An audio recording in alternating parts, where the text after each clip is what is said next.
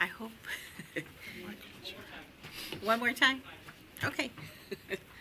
Welcome, everyone, and thank you to our city council meeting. It is Tuesday, August 15th. It is 2 p.m., and I call this meeting to order. I would like the record to reflect that we do have quorum. And then we'll move on to our invocation and pledge of allegiance. Mr. Beltran, will you lead us in the pledge of allegiance? Absolutely. Okay. And we'll have our invocation led by Deacon Willie Yelford. Everybody rise, please. Okay. Face the flag. Well, we're going to do our prayer first. Patriotic. First, it's an honor to represent First Baptist Church here today.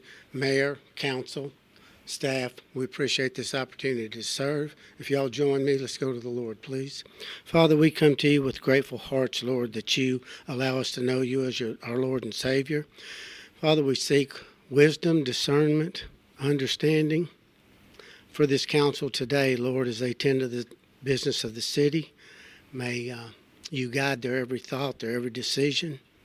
As they're here representing the people, doing the will of the people, Lord, that you would cause the people to have the right hearts and minds also, and that no one be for selfish gain, all be for your glory, and to do the business of this city. We give you glory and thank you so much. In Jesus' holy name, amen. Amen. Thank you. I'll face the flag.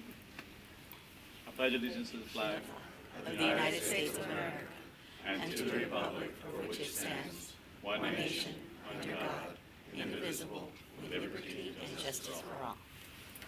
Thank you, Pastor. Thank you, Pastor. Thank you, Deacon. Okay, thank you, Councilmember Beltran, for leading us in the pledge. Thank you. Thank you for asking. Okay, we will move on to agenda item number 3, which is our public comments. And we do have some members, citizens that would like to speak before City Council. We'll have, let me see. We will have, I will ask Mr. Moses Hernandez if you could please step forward. Was it to speak on a specific, oh, I'm sorry. It's for a specific agenda item. Okay, I'm so sorry about that. So we'll move on, and the other one is also on specific agenda items. So we'll move on to our council members, and Mr. Beltran. So I want to thank everybody for coming out, and thank you for everything that you guys do. So thank you, council. Thank you. I just want to welcome everybody to today's meeting. Thank you. Mrs. Bowen? The same, welcome everybody here in this chambers today, and all the citizens out there on YouTube and social media. Thank you for lifting us up in prayer each time we come together in these chambers to do the will of God in this city. So thank you and God bless y'all. Mr. Garza? Amen. I couldn't have said it any better than everybody else. Thank you all for being here today. Thank you for participating in your community. Stay safe on these hot days, and let's keep a prayer out for Hawaii. So, thank you. Thank you, Mr. Garza. Nice. Welcome, everyone, also, and thank you to our community and to everyone that's within our community for all you do for our city and our county. We're all as one, so thank y'all very much. Okay, we will move on to agenda item number 4, which is our presentations. 4.1 is presentation, a proclamation of 2023 National Senior Citizens Day. 4.2 is presentation discussion by Bill Norris with Norris Leal LLC. We'll begin with our proclamation. Council, I'll be reading the proclamation from here, and then we will be recognizing some of our facilities out there and entities that do care for our seniors within our community and the surrounding area. And, you know, I really want to thank y'all because that's not an easy job. I know it's hard, and sometimes it's not only just physical, but emotional, and I thank y'all so much. That's not an easy job. And thank you for what you do for our seniors. They're a community that we can all learn from and should honor and respect. So I'm going to read the proclamation, and then we'll go down, council, and if you'll help me distribute recognitions when we go. Okay. From the office of the Mayor, Cynthia A. Carrasco. Whereas throughout our history, older people have achieved much for our families, our communities, and our country. That remains true today and gives us ample reason this year to reserve a special day in honor of the senior citizens who mean so much to our land. And whereas with improved health care and more years of productivity, older citizens are reinforcing their historical roles as leaders and as links with our patrimony and sense of our purpose as individuals and as a nation. And whereas many older people are embarking on second careers, giving younger Americans a fine example of responsibility, resourcefulness, competence, and determination. And more than 4.5 million senior citizens are serving as volunteers in various programs and projects that benefit every sector of society. And whereas the citizens of Alice, Texas, place a great value upon the well-being of the senior population, and whereas we salute our senior citizens now residing in the city of Alice and recognize the immeasurable contributions they have made to our society and as truly respected generations. And now, therefore, be it resolved that I, Cynthia A. Carrasco, Mayor of the City of Alice, encourage all residents to spend time with the senior citizens they know, to let them know that they are appreciated and loved, and do hereby proclaim August 21st, 2023 as National Senior Citizens Day in Alice, Texas.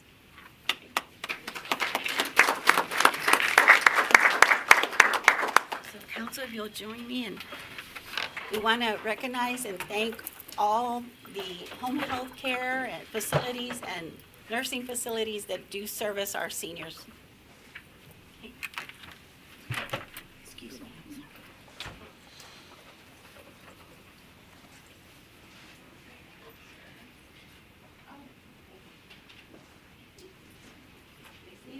Hear me, so they got me a mic. What? I'm sorry.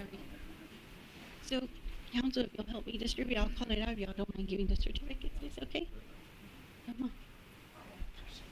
Okay, we have our first entity or home health care, Salivad Primary Home Care and Salivad Home Health.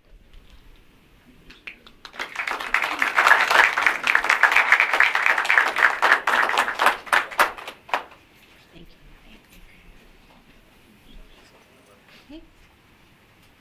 Next, we would like to present this for your service to the senior citizens of Alice, Texas, with encouragement, acceptance, support, and services they need to live life to the fullest with dignity. This is presented to First Class Adult Daycare.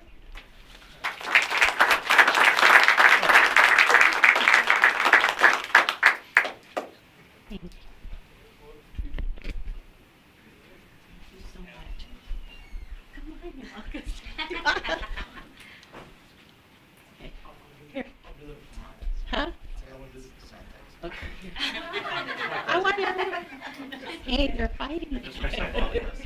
Hey, the next we'd like to recognize Real Incorporated.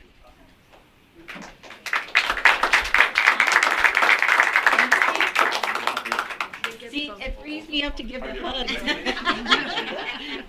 To see you. Thank you, Mayor.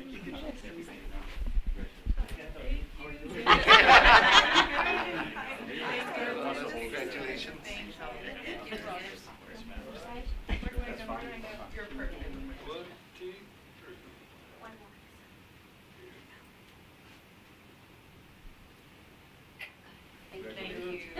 For all you do.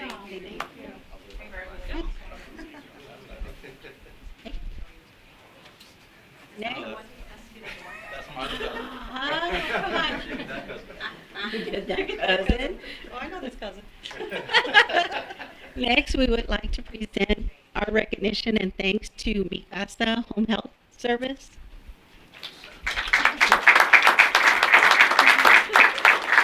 Thank you.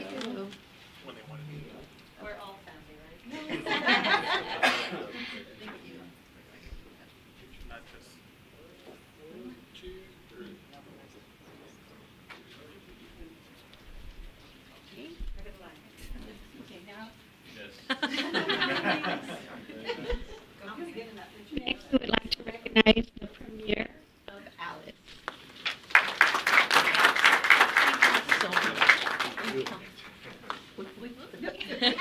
Thank you. I'm sorry. Thank you so much. Thank you. Yeah, all as good as my cousin, we're very proud of him. What he's done, and we've been trying to drag him to Alice for a long time. I'm glad he's here, so congratulations to you guys.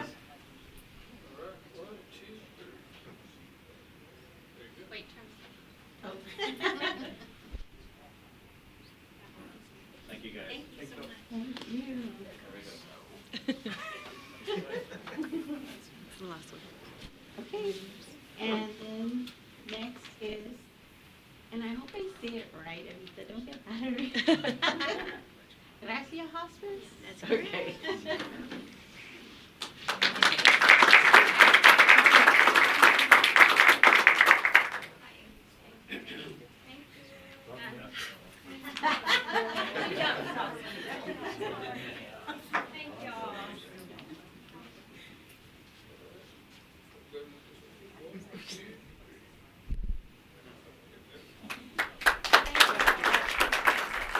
Thank y'all so much. I greatly appreciate each and every one of you, because without y'all, our community cannot succeed. So you're a key component to the success of Alice, and thank you so much for what you do for our seniors. Thank you.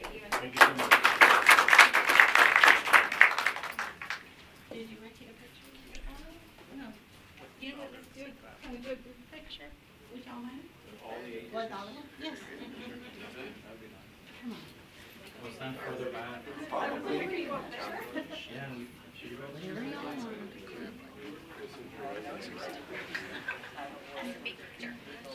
That's a big We'll do it like a baseball.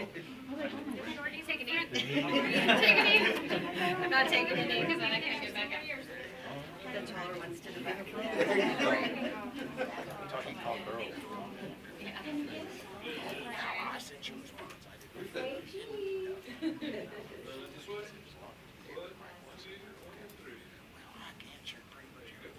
Thank y'all so much. Thank you.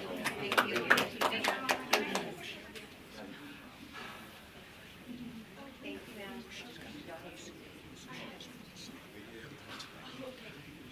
Mayor, we have one more for Windsor. Oh, I have it. Where are you? My goodness. We have it. We have it though. Let me see. We have one more. I'm sorry. Hey, did they turn off my mic?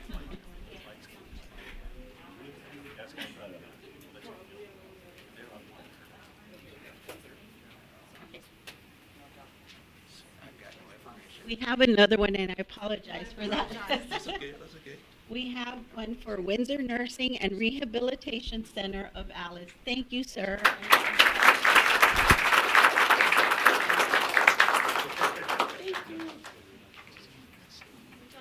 Yes, this-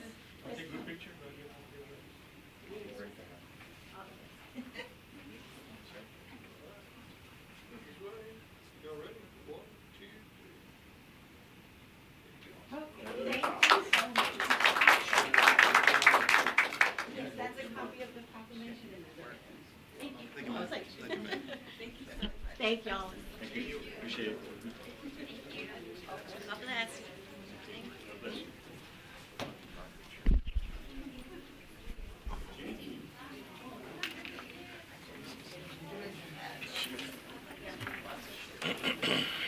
Nelly, here's this one. 20 horses to get rid of. Somebody didn't get that. Thank you. Sold all the cats. I got a proclamation. But I'm 55. Thank you. We have a special one for you. Okay. So, next is agenda item 4.2, Mr. Bill Norris with Norris Leon. Welcome. Good afternoon. Yes, Good you afternoon. got a 2:00 meeting. I All know. right. I have some good news. You've been getting kind of the same old boring reports and nothing really happening except for behind the scenes that you can see. So maybe the next report I'll have pictures of construction. So Oh, awesome. that's really the good news, because I'm not going to go through some of the common items that we normally have on this report, but the big item If you recall, we have to do an environmental impact document on the project, and there's just time associated with that. So the Water Development Board issued a finding of no significant impact, which we figured they would, but that's just We formality. have to go So through it's that. been advertised on their website. They have to do that for 30 days, which started about 2 weeks ago. So on September 4th, we should be issued a FONSI, which is the term. So if you hear that term, that's finding of no significant impact. A lot easier to say FONSI. The other thing is the permit for the discharge from the desal plant has been approved and Oh, issued. good.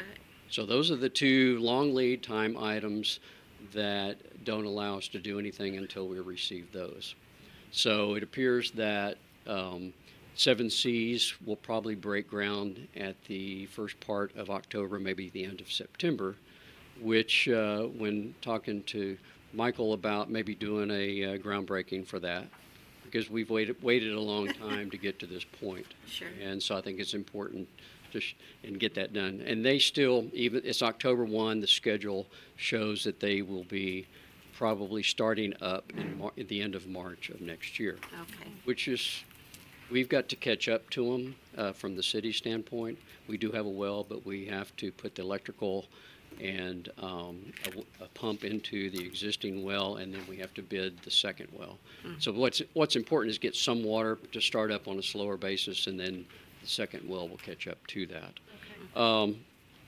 Kind of a couple other things is I know that Michael, city manager, has made presentations a couple of times at Texas Desal Association and about this project, and it is that conference is coming up, and it's going to be in El Paso this year. We usually have it in Austin, and if you know, El Paso has the largest desal plant in Texas. Not that they have, Brownsville actually treats more water, but that's 27 million gallons per day compared to our 3 million gallons per day. So, not that you're small, everybody's looking at this project because of the way that you procured it as a public-private partnership, as well as your own providing the water to the plant. So everything's going well. We continue to work together. We meet every week with Seven Seas to make sure that our pipeline meets their pipeline, basically, and in all the materials construction. So things are going well, and I hope to have pictures of real stuff next time if we do the every other month. Probably then, as progress goes, we'll probably make a presentation every month instead of every other month. Okay, good. Okay? That's, Council, so it's September 27th, 29th. If anybody's interested, I think Michael has the information for that conference, and it's pretty interesting. I mean, we make it to where it's not so technical that city councils and things can follow Can along with understand. what we have and how to procure different things, and we'd love to have you out there. awesome. Council, any questions, Mr. Beltran? So when you say breaking ground, what exactly will start at that point? What can we start? So probably 1st of October. I mean, we're getting a date from Seven Seas when they would actually move on site, or you'd at least have a backhoe and have some shovels and. Start the actual construction? Right. Okay. So What's, Water Development Board would not allow construction, even though they are paying for the construction, would not allow their construction either until the environmental work was done. okay. What's the time frame you think from that point to? End of March of next year. Okay. And I'm sure it will carry on into the summer as far as, because it takes time to start it up, but we should be delivering water according to their schedule in March. So it's pretty fast. Yeah. Fast compared to how long it took to get to this point. Mr. Molina? And you said the seminar is September 27th through the 29th? Through the 29th, Okay, and where is it located? El Paso. Oh, So there's a tour of the El Paso desalination plant, and then we were fortunate to work on another plant where they take the brine from that plant and create usable products. And so we were involved in that, and there'll be a tour of that facility too. Very good, very good. That's great. And so, as far as the second well, where are we on that? We need to get it designed now and bid. And so probably within the next 2 months, we'll send it out for bids, and it'll probably, because we have to get approvals from the Water Development Board too. And so I would think it would probably be completed somewhere in the fall, in the spring, excuse me, of next year. Okay. Is that I going think to? about 4 months. Okay. And so that's going to be running concurrently with the Yeah, construction? and we already have an existing well, so they will have water to start the plant up with. Okay. Right. But it might not be online, right? Is what you're saying? Maybe. They probably will be online, but I think the way we would probably want to do it is start with Small. one well and start up slowly Okay. with the different water quality. Okay. Thank you for coming out here. Appreciate it. Okay. I'm good. Mrs. Bowen? Oh, they asked some great questions, just what I was thinking, so thank you. Welcome. Excited about this, it's great. Mr. Garza? Mr. Molina took my questions also, so look forward to start seeing you month to month. Yeah, and it'll be some pictures. Pictures are better than me talking. So. It's always good Okay. news when we see you. Yes. Thank you. Thank you so Thank much. you. Thank you. Thank you. Moving on to agenda number 5, consent agenda. All consent agenda items are considered to be routine by the city council and will be enacted by one motion. There will be no separate discussion of these items unless a member of the governing body so requests, in which event the item will be removed from the consent agenda and voted on separately. 5.1. Discuss, consider, and act upon approval of city council minutes for the July 18th, 2023, August 1st, 2023, August 8th, 2023, city council meeting. Okay, council, I'll entertain a motion if there's, Mayor, make a motion to approve the consent agenda? Second? okay, we have a first and a second. All in favor, say aye. Aye. Aye. All opposed, same sign. Motion passes. Thank you, council. We move on to agenda item 6, individual consideration. Discuss, consider, and act upon approving a final plat map, a replat of 1910 East Main Street, Lot 1, Block A of the final plat of Refuel Station Addition, as shown on map recorded in document number 482436, map records of Jimos County, Texas. A replat of Lot 5, 6, 7, and 8 of the Adams Presnell Farms tract, as shown on a map recorded in Volume 1, page 12, map records, Jimos County, Texas. Said 3.510 acre tract also being comprised of lots 1 through 6 of the airport addition, as shown on a map recorded in Volume 4, page 31. Map records, Jimos County, Texas, said 3.510 acre tract also being described in a deed recorded in Volume 545, page 295, deed records, Jimos County, Texas. Okay, Patrick is going to present this, and also we have a representative from TKRE, Leslie Ford, here to speak on this item. okay. You said right to I'll let her. She's got all the real details. What I can tell you is that this has gone before planning and zoning, and it was recommended for. And she can give you the more details on exactly what they're doing with this property. Okay, thank you. Good afternoon, everyone. My name is Leslie Ford, and I am from Fort Worth, Texas. And I am here representing the group that is bringing the Tidal Wave Car Wash Auto Spa to town, or attempting to. And the first thing on the agenda, the first thing for us to do was to go ahead and replat the property that you guys are discussing today. So it's currently, as you read during the extensive description, multiple lots, and we're going to be platting it down to one so that we can utilize the space to build a tunnel car wash. And if you have any questions about that or anything about the design, please feel free to ask me. If you have any questions about, our plans and kind of our timeline, also here to answer those. Pretty much here to answer anything you'd like. This specifically just about the plat, it's pretty straightforward. We're just asking to take the land that we've purchased to turn it into one piece of property so that we can do the development. So nothing too crazy on this one. Okay. Any questions about the actual development that comes after this? I will let council know that unfortunately, it's just in reference to the plat, so we would not be able to have any other discussion. Oh, okay. Just well, in reference to the plat and the lots and stuff. yeah, so We would love to, I know. well, I mean, should you get curious, our plans have been submitted for building permits, so you can go and look at them at the building permit office. Thank you so much. Can she nod like yes or no? Yeah. Hey, that's fair. I should have stood up in Just public kidding. comments and just answered I'm something. just joking. I'm joking, Mr. Lemon. Okay. Any discussion, council, in reference to this agenda item?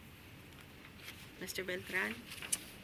So you basically just want to get a piece of property and plat into one? Yeah, it's lots And 5, 6, 7, and 8 right now, and it just needs to be one so we can utilize it. So do you plan to cut it into more pieces Just in down the road? reference to the- So currently, the intention is to utilize about 2 acres of it for our work. I don't actually know what the developer intends to do with the remainder, but I'm here just for that portion, unfortunately. It was sad to see the bank being torn down.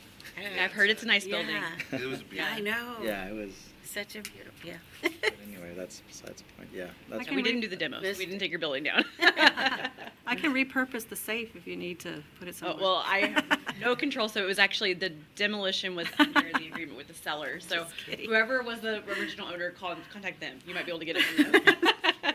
That's a big safe. So the actual entrance and exit of the actual car wash will be on 44, on Main Street, or exit on Flournoy, is that Yes, the design? that's the design, yeah. Was that okay? Take it back. Actually, no, I don't know. I can't answer that question. It's just a, No, it's not. Unfortunately, something said cannot be unheard. that's right. Well, and maybe, Mayor, that would help them determine whether they wish to agree to the replat. You're Okay, gonna have to have some okay. So I think we're safe. All right. Thank you, sir, for clarifying. safe questions. Thank you. Permission granted. Okay. Mr. Molina? Yeah, I do have one question that like all this kind of, Well, you can ask. years on it, yeah. Right. Will it Don't take have big to trucks? 'Cause I have a big truck, so. Big tires. Unfortunately, this one will not. So, I mean, big trucks meaning. Yeah, don't. Like No, it's okay. 18-wheelers, like the large. No, unfortunately, not a truck wash, not an 18-wheeler wash. Yeah, so. no, He's not talking about 18-wheeler, just like an Like a oversized. dually. or- F-250, F-250, yes. Big but tires. not like a, I mean, probably not like a huge, like, not a semi. like maybe. Just like with oversized Yeah, that'll be aftermarket okay. tires. Okay. I'm just asking. be. I was just Right. curious. It will fit on these replatted lots, is what I'm telling you. That Car wash. You just park it there. You guys will wash You it see there? how she incorporated, thank you. She's good. Because at one time somebody was actually going to build one, and I was a bunch of my oilfield buddies were all happy about that because we have Our- a truck. So. Well, Welcome, thank you. Thanks for making the trip. Appreciate it. Okay. sorry, Mr. Molina. Like I said, just Okay. go to the building department, check it out. Okay.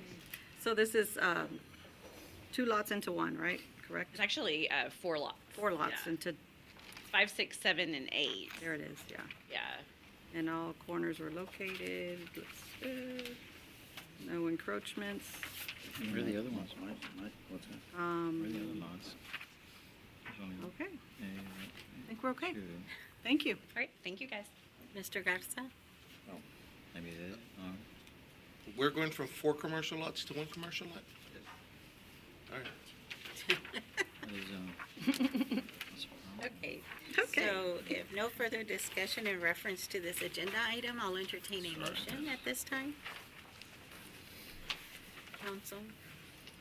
May I make a motion to approve a final plat, a replat of 1910 East Main Street, Lot 1, Block A, of the final replat of Refuel Station Addition, as shown on a map record in document number 482436, map records, Jim Wells County, Texas, a replat of 5, 6, 7, and 8 of the Adams-Fresno Farm Tracts as shown on map record volume 1, page 12, map records, Jim Wells County, Texas, set 3.510 acres, track along, also being comprised of lots 1 through 6 of the Airport Edition, as shown on map record volume 4, page 31, map records, Jim Wells County, Texas, said 3.510 acre tract also being described in a deed record in volume 545, page 295, deed records, Jim Wells County, Texas. Yes, Mr. Lemon. As As presented. presented. Yes. I forgot, we're starting this new thing. Second. We have a first and a second. All in favor, say aye. Aye. Aye. Okay, any opposed, same sign. Motion passes. Thank you so much. Thank you, ma'am. Thank you, Leslie. Go build it. Okay, moving on to agenda item 6.2, discuss, consider, and act upon authorizing city manager to issue a letter of intent and to negotiate and sign any agreements necessary to allow the city of Alice to be a wholesale water provider for any entity that will provide water to the English Acres area. Mr. Esparza? So, what you have before you is an agenda item for English Acres. So it's a public water system that's been around, I believe, I think the original well was drilled in 1913. And they service about 70 households there. And they've been having issues with TCEQ on their water system, so they've been looking for a source of water. And Jim Wells County Freshwater District number 1, I believe, has become kind of the receiver for that. However, they're about 4.5 miles away, and we have water off 1554, less than half a mile away. So this is 1554, 2507 south, and right south of the natatorium. And we have K-Bar Phase 1, K-Bar Phase 2, K-Bar Phase 3, and also Alice Acres. And those have all been done through grants. We worked with Commissioner Margie Gonzalez. And so these things have come before you in the grant form where y'all have approved that. This one is them asking us, will you be our wholesale water provider because we need some help? And they have some money through Texas Water Development Board to run the lines. And so we have no involvement in that end except they need a source of water. And it's about 70 connections. So it's not a whole lot. To give you an idea, K-Bar 1 has 46, K-Bar 2 has 24, K-Bar 3 has 20, Alice Acres has 25. And so this would add additional 70. And so they came to us last week to see if we would do a letter of intent that they would need to start the process of getting off their current water system and going to someone else. Now, long term, we may not want to have those 70 connections ourselves. We may want to do a master meter and just be a wholesale water provider and sell them water like we do with Ben Bolt at times when they need it. There's a connection out there and they can draw from us. But this is the beginning stages of them working with Texas Water Development Board on that. And so normally this would come through a form of a grant, and we would have some kind of match and those kind of things. But here it's just all them and the money that they have to run lines, and they just need a letter of intent. So Texas Water Development Board can say, yes, let's move forward. You have somebody that's willing to provide water to you guys. And the history they've had there is just, they're not testing the water. That organization, that district, hasn't. They're under scrutiny with TCEQ, and we're right there. So I told them that I would bring it to you guys to see what you guys thought. From a staff level, talking to our Public Works Director of Water, Demetrio, he's fine with that. It adds 70 connections. Actually helps us. The more water that's drawn out from there, we're providing water all the way to K-Bar. It's not a big draw, so we're better off having more draw there to be able to get residuals that far out. So we'd like to do that for them. It benefits them and it benefits us. Council, any questions? Mr. Beltran? I know in years past, Michael, we've done joint where we've either chipped in the labor and then is this something like that, or is it all? No, it's all them. It's all them? Typically in the grant, we're usually a co-applicant with the county. And this will be all them. They have money already set aside from Texas Water Development Board for this project. So they'll run all the lines from where we are now and run all the connections. But by the time that happens, you know, we're just issuing a letter of intent that, yeah, we would be a wholesale water provider. But at that time, and it's got to go through the Texas Water Development Board process, which is a lengthy process. Right. And so this is for their PIF, which y'all have heard before, Project Information Form. They've got to submit that. It's got to get approved.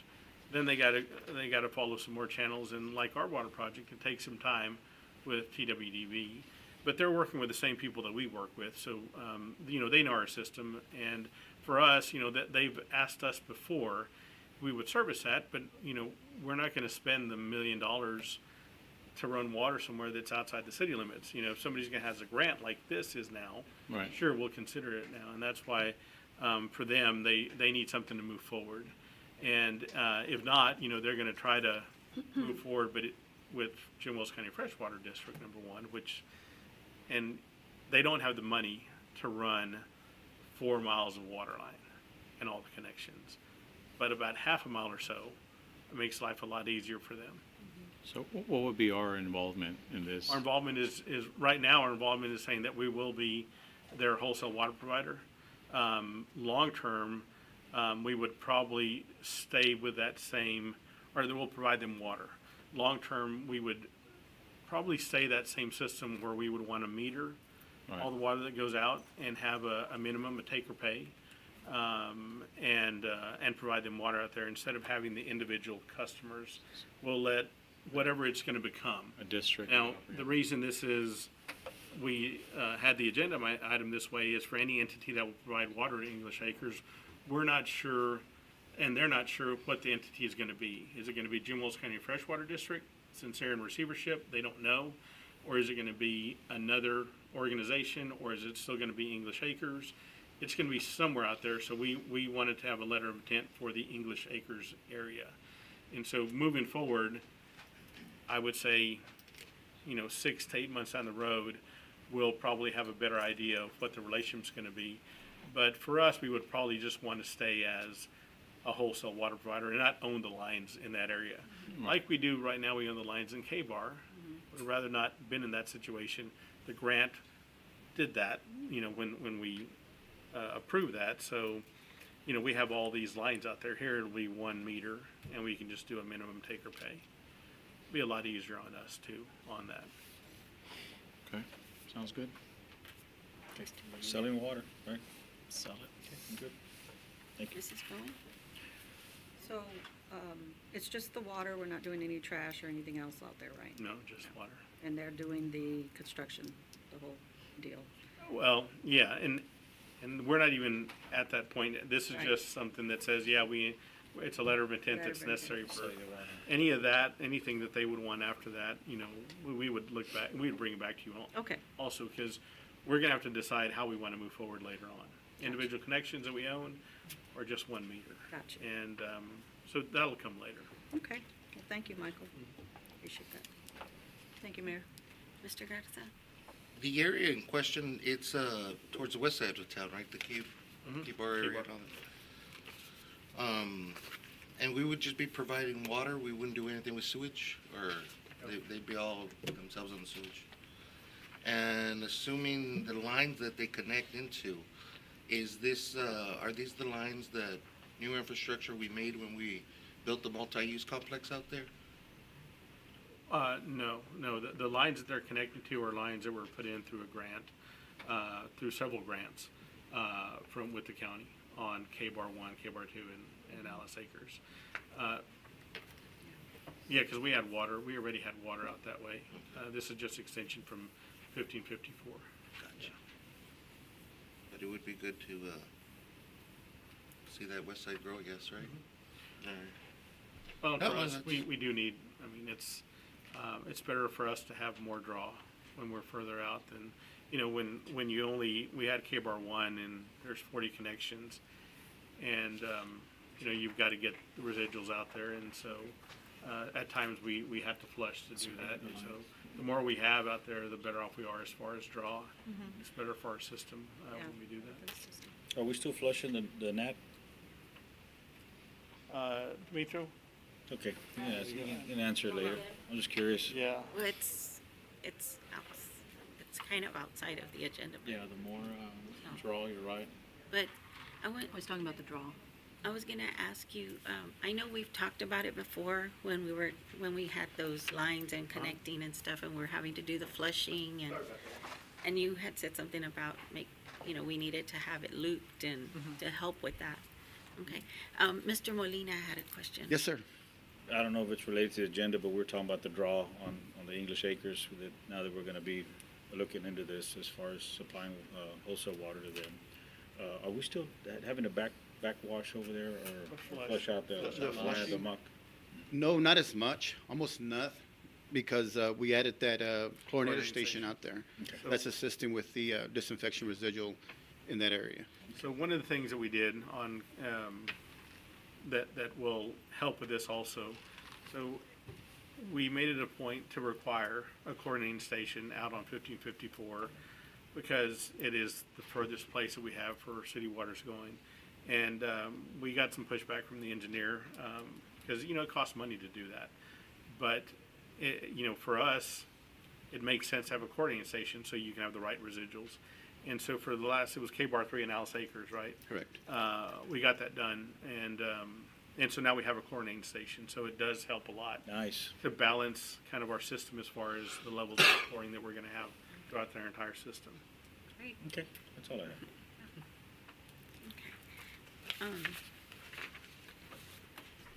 Well, you said this isn't gonna go into detail right now, it's just the letter of intent, and later we'll look at anything else that you're looking at. Yeah, there's a lot of things that are gonna have to happen before it comes back, and especially TWDB will have questions now. And they know our system, and they know we can, of course, handle that. This is, our water consumption, it's probably less than 1% of what we use per day with those 70 connections. There's 70 households out there? Yeah, it's 136, 138, and then the streets off there, so. And I drove it the other day to see exactly where everything was and talked to their engineer twice already. Talked to Jim Wells County Freshwater District also, so we've been doing a lot of work on this. Just wanted to make sure it was gonna make sense for us.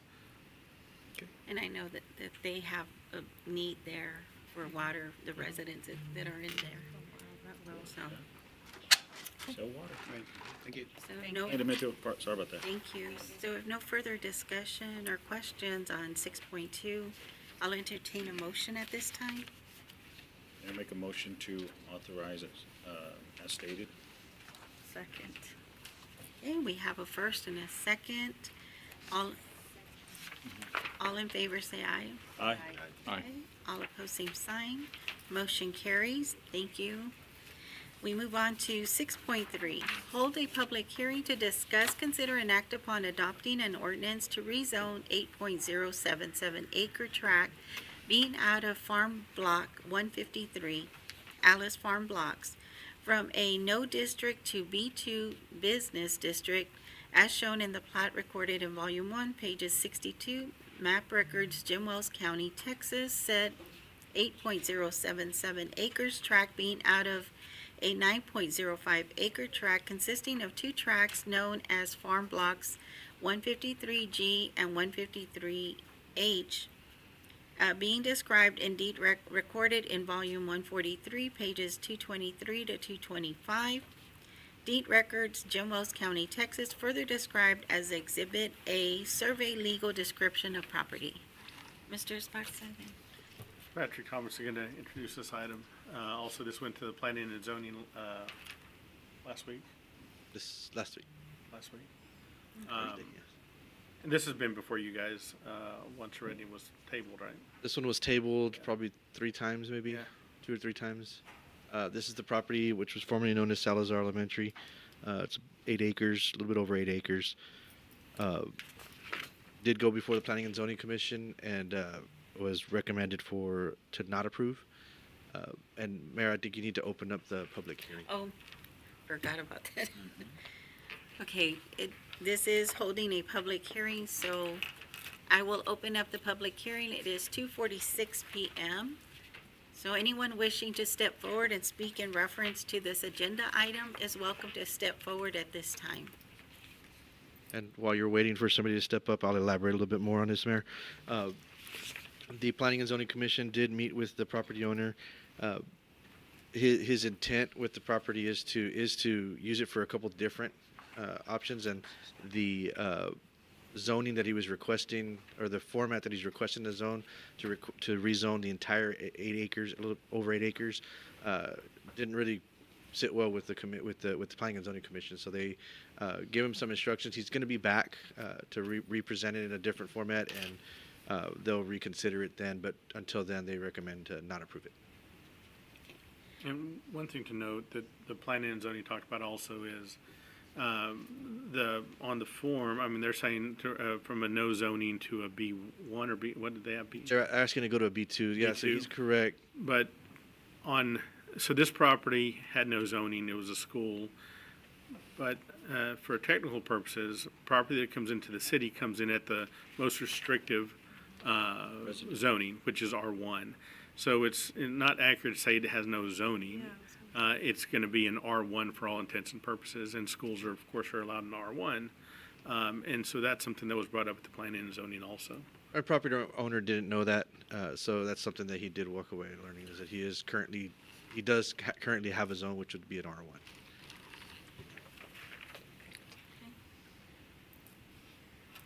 Okay, anyone wishing to step forward in reference to this agenda item and speak before council is welcome to step forward at this time.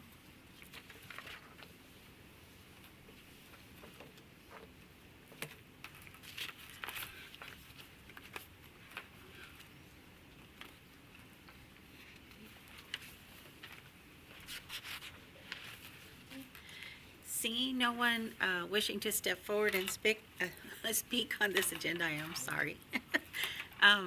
We will go ahead and close the public hearing. It is 2:49 PM. We close our public hearing in reference to this agenda item. Council, any questions or comments? Mr. Beltran? So, planning and zoning denied it. They denied it. Did they say because of the process was incorrect of how they were trying to do it, or? Well, it's gone before them too several times, but each time it's like, and they're going to have, I think, an issue long-term, because it seems like what planning and zoning is looking at is that, the whole property shouldn't change from R1 to any kind of business property because it's in a residential neighborhood. Right. But they are, it seems like they may consider if it's replatted out and have some areas to be able to serve as maybe a B1 or something like that. But, you don't know until it's presented. And so on both those meetings at the planning and zoning, it just seemed like they may not have an interest in changing it from R1 to anything else, just keep it residential because of the nature of the neighborhood. So they went, they just tabled it because they weren't going to look. I mean, they denied it because they're not going to rezone the whole thing. Okay. And so that would be, I guess our recommendation would be what if you needed one, what they recommended. Absolutely. It seemed like it made sense what they're looking at. Yeah, that's their specialty. That's what they do. So, okay. Any Mr. questions? Mrs. Brown? No, thank you, Mayor. Mr. Garza? Not at the moment. Okay. If there's no further discussion or questions, council, I will entertain a motion in reference to this agenda item. So, would this be a table? Would we? Now, if you You have to deny it. have to deny it, if you table it, then it's accepted. Yeah, well, I'll make a motion to deny the request. Second. Okay. We have a first and a second. All in favor say aye. Aye. All opposed, same sign. Okay, motion carries. Thank you. Right, thank you. Thank you. Patrick. 6.4, Discuss, consider, and act upon approving Yes, application. ma'am. Do I need to do something You else? need to close the public hearing. I Okay, did. I'm sorry, I stepped out. It wasn't, Yeah. I apologize. I asked him I if, apologize. yeah, my fault. I asked him if you could close it or not. Set you up. Okay. 6.4, discuss, consider, and act upon approving application for tax refund and refund on property described as, okay, I don't, to Burcio? I'm sorry if I butchered that. Rodriguez Trevino III, Hillview Estates, Section 1, Lots 1 and 2, Alice, Jim Wells County, Texas. And Mayor, this is a 100% veteran residential homestead exemption that was sent to us from the appraisal district. So, the refund is going to be $921.14. Council, And since it's above their $500 that they would be able to do, it needs to come to you guys. okay, thank you. Council, any questions in reference to this agenda item? Mr. Garza? We're just giving a veteran back the money that he earned, right? Let's do it. Mrs. Bowen? I'm sorry, was that all, Mr. Garza? Yes, ma'am. Mrs. Bowen? So this shows only the city of Alice, will the school and the county also have one of these Mhm. forms Yes. separately? Okay. All right, thank you. Mr. Good, ma'am. Thank you. Mr. Beltran? No, ma'am, I'm good. Okay, if there's no further discussion or questions in reference to this agenda item, I'll entertain a motion. May I make a motion, we accept the agenda item as presented? I'll second it. Okay, we have a first and a second. All in favor say aye. Aye. Aye. All opposed, same sign. Okay, motion passes. Thank you. Okay, 6.5. Discuss, consider, and act upon allocating a portion of the land located at the City of Alice multi-use complex water park area for erecting an installation of a memorial statue dedicated to the Native Americans, for those Native Americans buried on site, and to create a space near the memorial statue for events and allow for the construction of a minimum of 3 display teepees, 4 outdoors, and a sitting area for the enjoyment of the public. This area would be utilized for holding events and teaching the history of the Native Americans. Explore building a small to medium-sized Native American museum and store to generate income to offset expenses. Authorize city manager to explore funding/financing, planning, and execution for this project. This agenda item is brought to you by Councilmember Mauricio Garza, and I did co-sponsor this agenda item. We do have a citizen that would like to speak in reference to this and two others, but I'll call you up on this particular one. Ms. Priscilla Cope?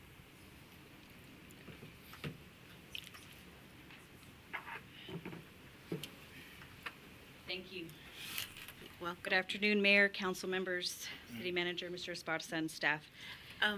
If you'll just state your name again and Priscilla your address. I'm Gonzalez sorry. Cope, 1120 Dewey Avenue, Alice. Thank you. I have come here today in support of the installation of a memorial statue dedicated to our Native Americans. This dedication will mean so much to our community, a first step in healing some of the wrongs of our past. This memorial and future site, in bringing community together, will allow us to remember, to grieve, to forgive, to celebrate, to learn, and to teach the next generation of the importance of what a strong community can become when we work on common goals together. We must protect one another and offer guidance and support, but also remember to lend a helping hand. Volunteering builds strong communities. It has been my great honor in meeting Chief Hernandez while we both were volunteering with Same Ministries founder Olga Acuna on one of her food distribution days. Our elders are serving our elders. What of us that are in between? I encourage and challenge our younger generations to take ownership of our community. This is your home too. We must learn from one another and strengthen our bonds. This dedication will mean a multitude of things, and with it a chance to thrive. Hebrews 10:24-25. And let us consider how we may spur one another on toward love and good deeds, not forsaking our own assembling together, as is the habit of some, but encouraging one another, and all the more as you see the day drawing near. Amen. Thank you. Thank you. Okay, Mr. Garza, is it, Mr. Garza? Yes, it's with great honor that I bring this subject matter forward. And if I may, before I begin, read something. This is from Channel 3 News. It was published on April 26 of 2013, so over 10 years ago. And the title of this article is Archaeologist Finds Human Bones, Possible Burial Site in Alice. Archaeologists have found human bones, plural, at the site of the new multi-use complex building being built in Alice. The project leaders believe they may have found ancient burial grounds. The bones were found on April 3rd by archaeologists who were doing a survey on the location. They have since been removed from the location and are being protected by an archaeologist. The archaeologist says that he does not know how old the bones are, or he doesn't even know how old the site is yet. The goal is to bring the bones back to the site and to set up some sort of memorial that will honor and celebrate the discovery, which the city says is a historical significance. So basically what I'm trying to do here is to fulfill a promise that we made 10 years ago to honor the ancestors that we have found. We're not declaring them as a remains of a particular tribe, but as an honor to all of our historical individuals who have come through the area and seen Alice and Jim Wells County as home. In a time right now where money is hard and our inflation is running quite wild, I'm very respectful with the taxpayers' dollars. But what we have here is an opportunity to utilize what we have, being an ancient burial ground, one of less than 5 in the state of Texas that are recognized. We can utilize this probably as a tax form to bring in tourists, but that's later down the line. It shouldn't take more than probably an acre of land. And as for the teepees and everything we've talked about, I'm more than certain that Mr. Humberto Garza, our grant writer, he would be more than excited to be willing to jump on this opportunity, especially if we do recognize it as an ancient burial ground, which apparently we have in the past. This should be pretty much a no-brainer in honoring our past deceased. I'm not sure why in the past 10 years nothing has advanced. I don't know if it's political, personal, or even both, but we have an opportunity to right a wrong that has been done many years ago.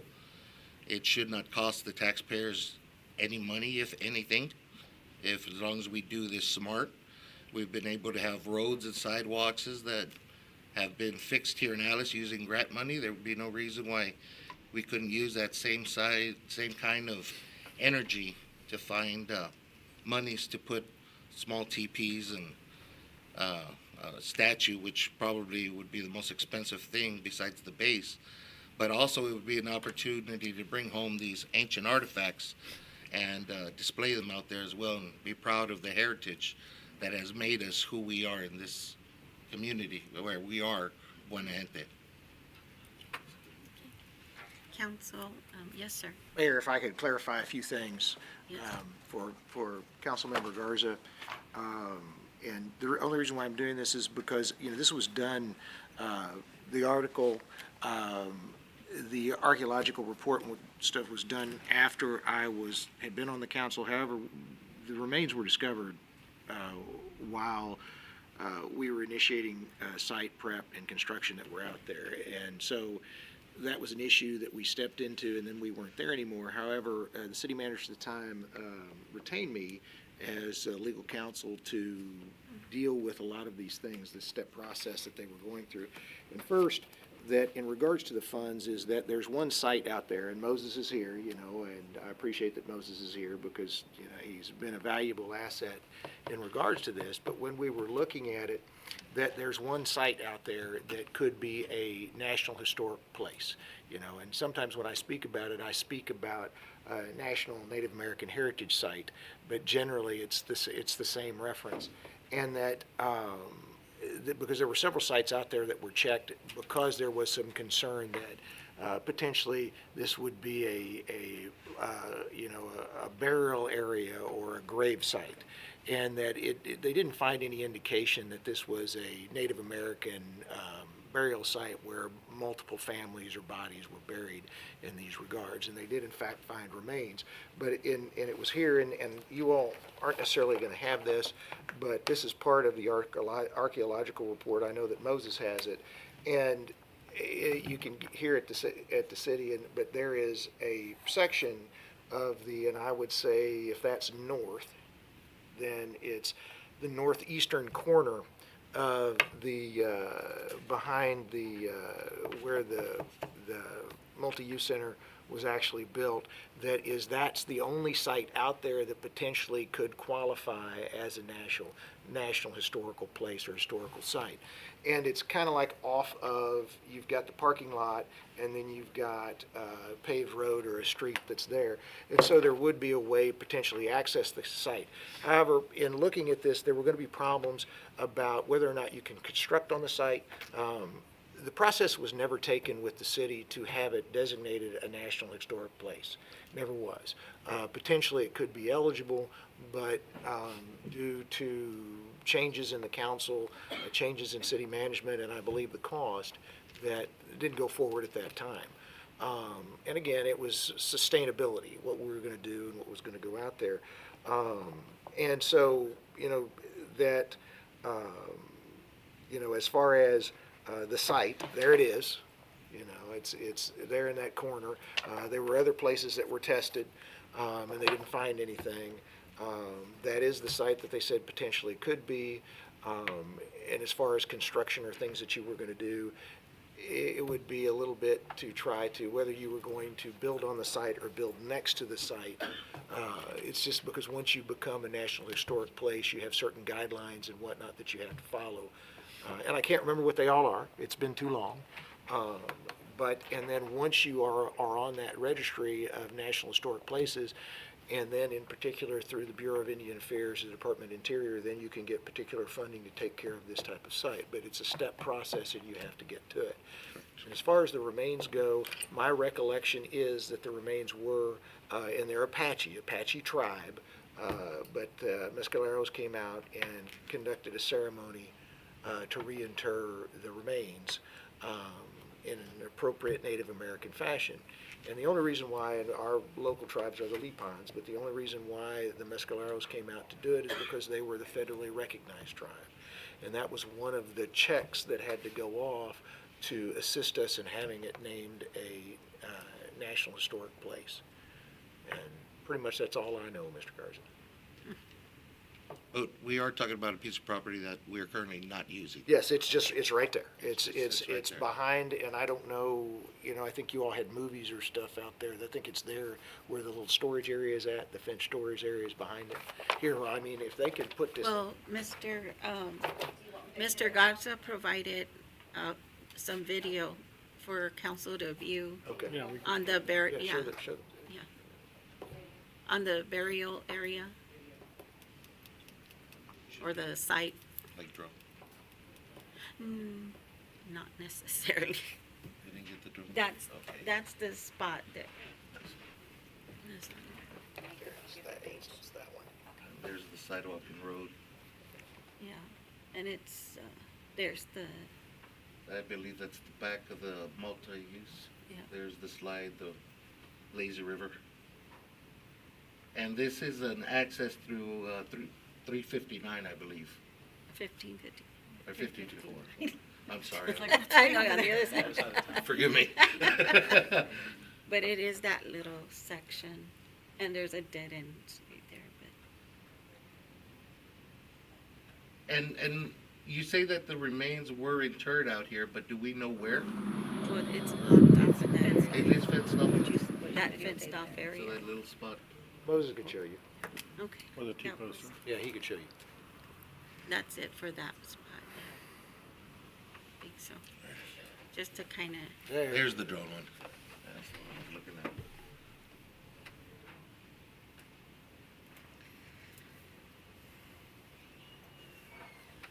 that's that spot Yeah, right now you there. passed it. Yeah, we're past it already. So that's coming from 281, Yes, and this is, it's right in there. yeah. It's over here.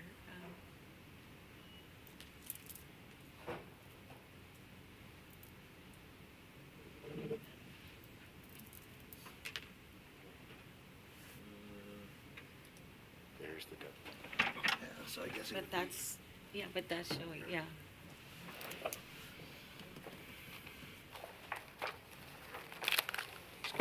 See that little spot right So about right here?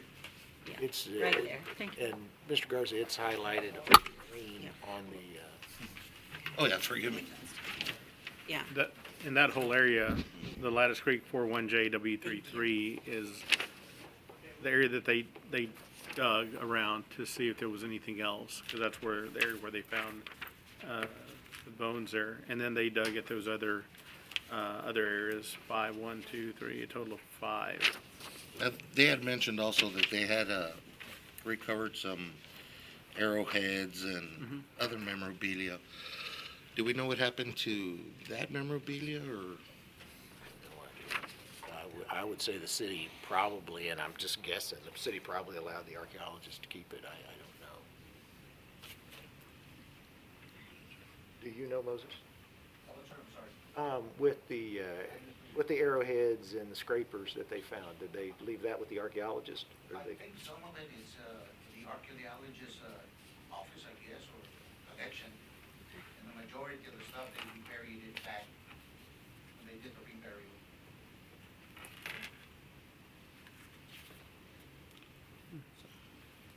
We know that there are remains there. We know that there are artifacts out there.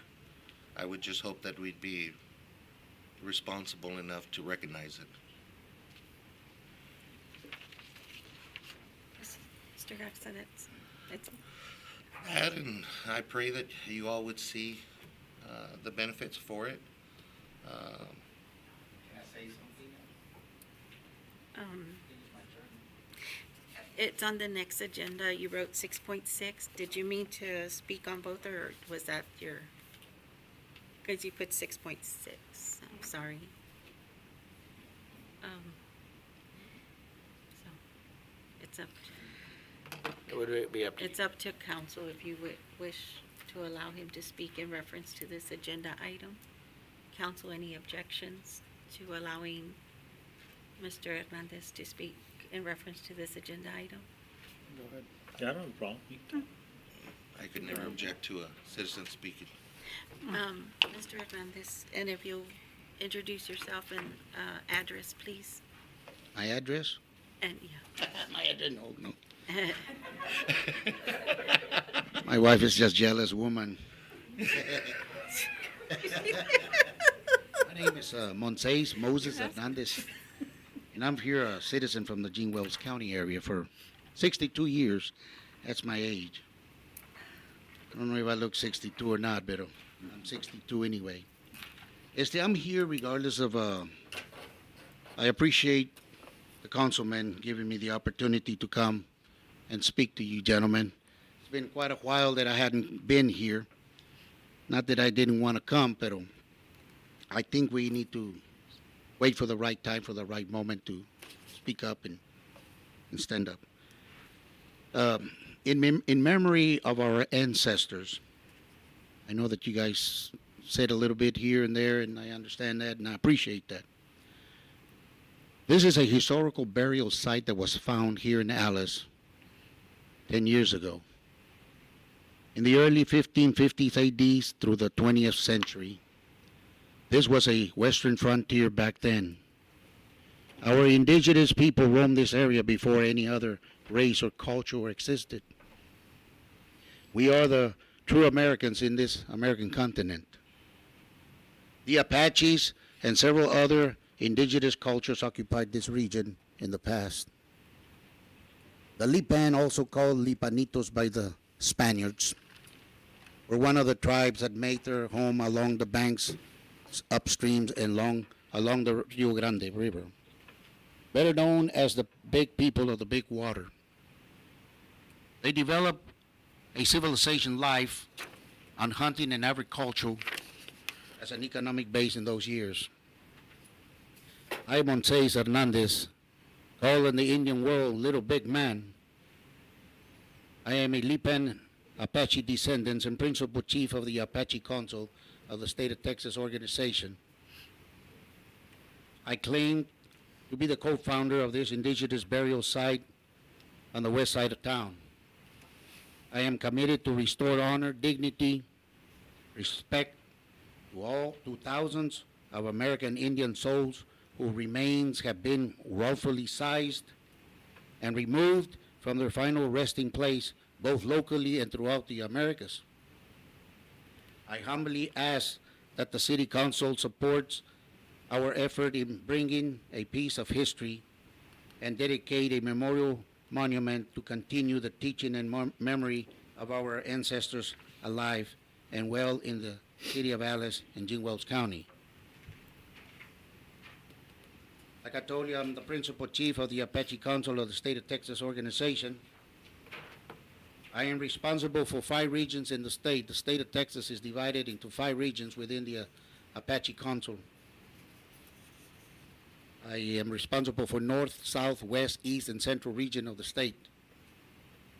I know I can't be everywhere at the same time, but we do have people registered in all those regions, and it is my responsibility to make sure that their well-beings are being taken care of. I am here to talk about a historical project pending on the historical site west of the city of Alice. Back in April of 2013 through February of 2024, the discovery was made in the city of Alice. It took 11 months.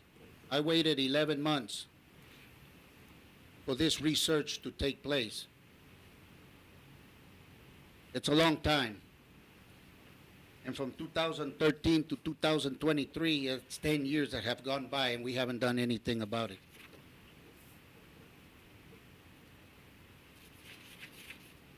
The research was made by Nesmith Engineering of Corpus Christi and also the Coastal Environmental and Company, also from the Corpus Christi area. 10 years, gentlemen, this project has been in hold. I don't think that the city ever holds a project for 10 years before you get to it. Mr. Hernandez, it's been brought to my attention that it's the 3-minute, but if council wishes to give you an extra minute or what, extend the time, That's fine. will council agree to extend the time? That's fine. That's fine. All I'm asking, gentlemen, is for the city of Alice to grant me the permission to get this project going. It has been registered as a historical burial site in Austin, Texas. I have the documentation paperwork here, 70 pages of documentation paperwork. There's only 4 individuals that have this book. It's the city of Alice, in Austin, and in Corpus Christi, and myself. Nobody else has this book. Even my name is written here in this book, gentlemen. And all I need is for you to give me the opportunity to do something with this site. It's a wonderful site. Now that we have it in our hands, in our grab, we got to do something about it. We cannot let it get buried again for another 1,000 years. This is history in the making here in Jing Wells County. The decision is yours, gentlemen, to make. I am here just to represent our indigenous people and talk for our indigenous people here in the local area. I put it in your hands. Help me out. Give me the okay so I can continue with this project to get it done. Thank you. Thank you.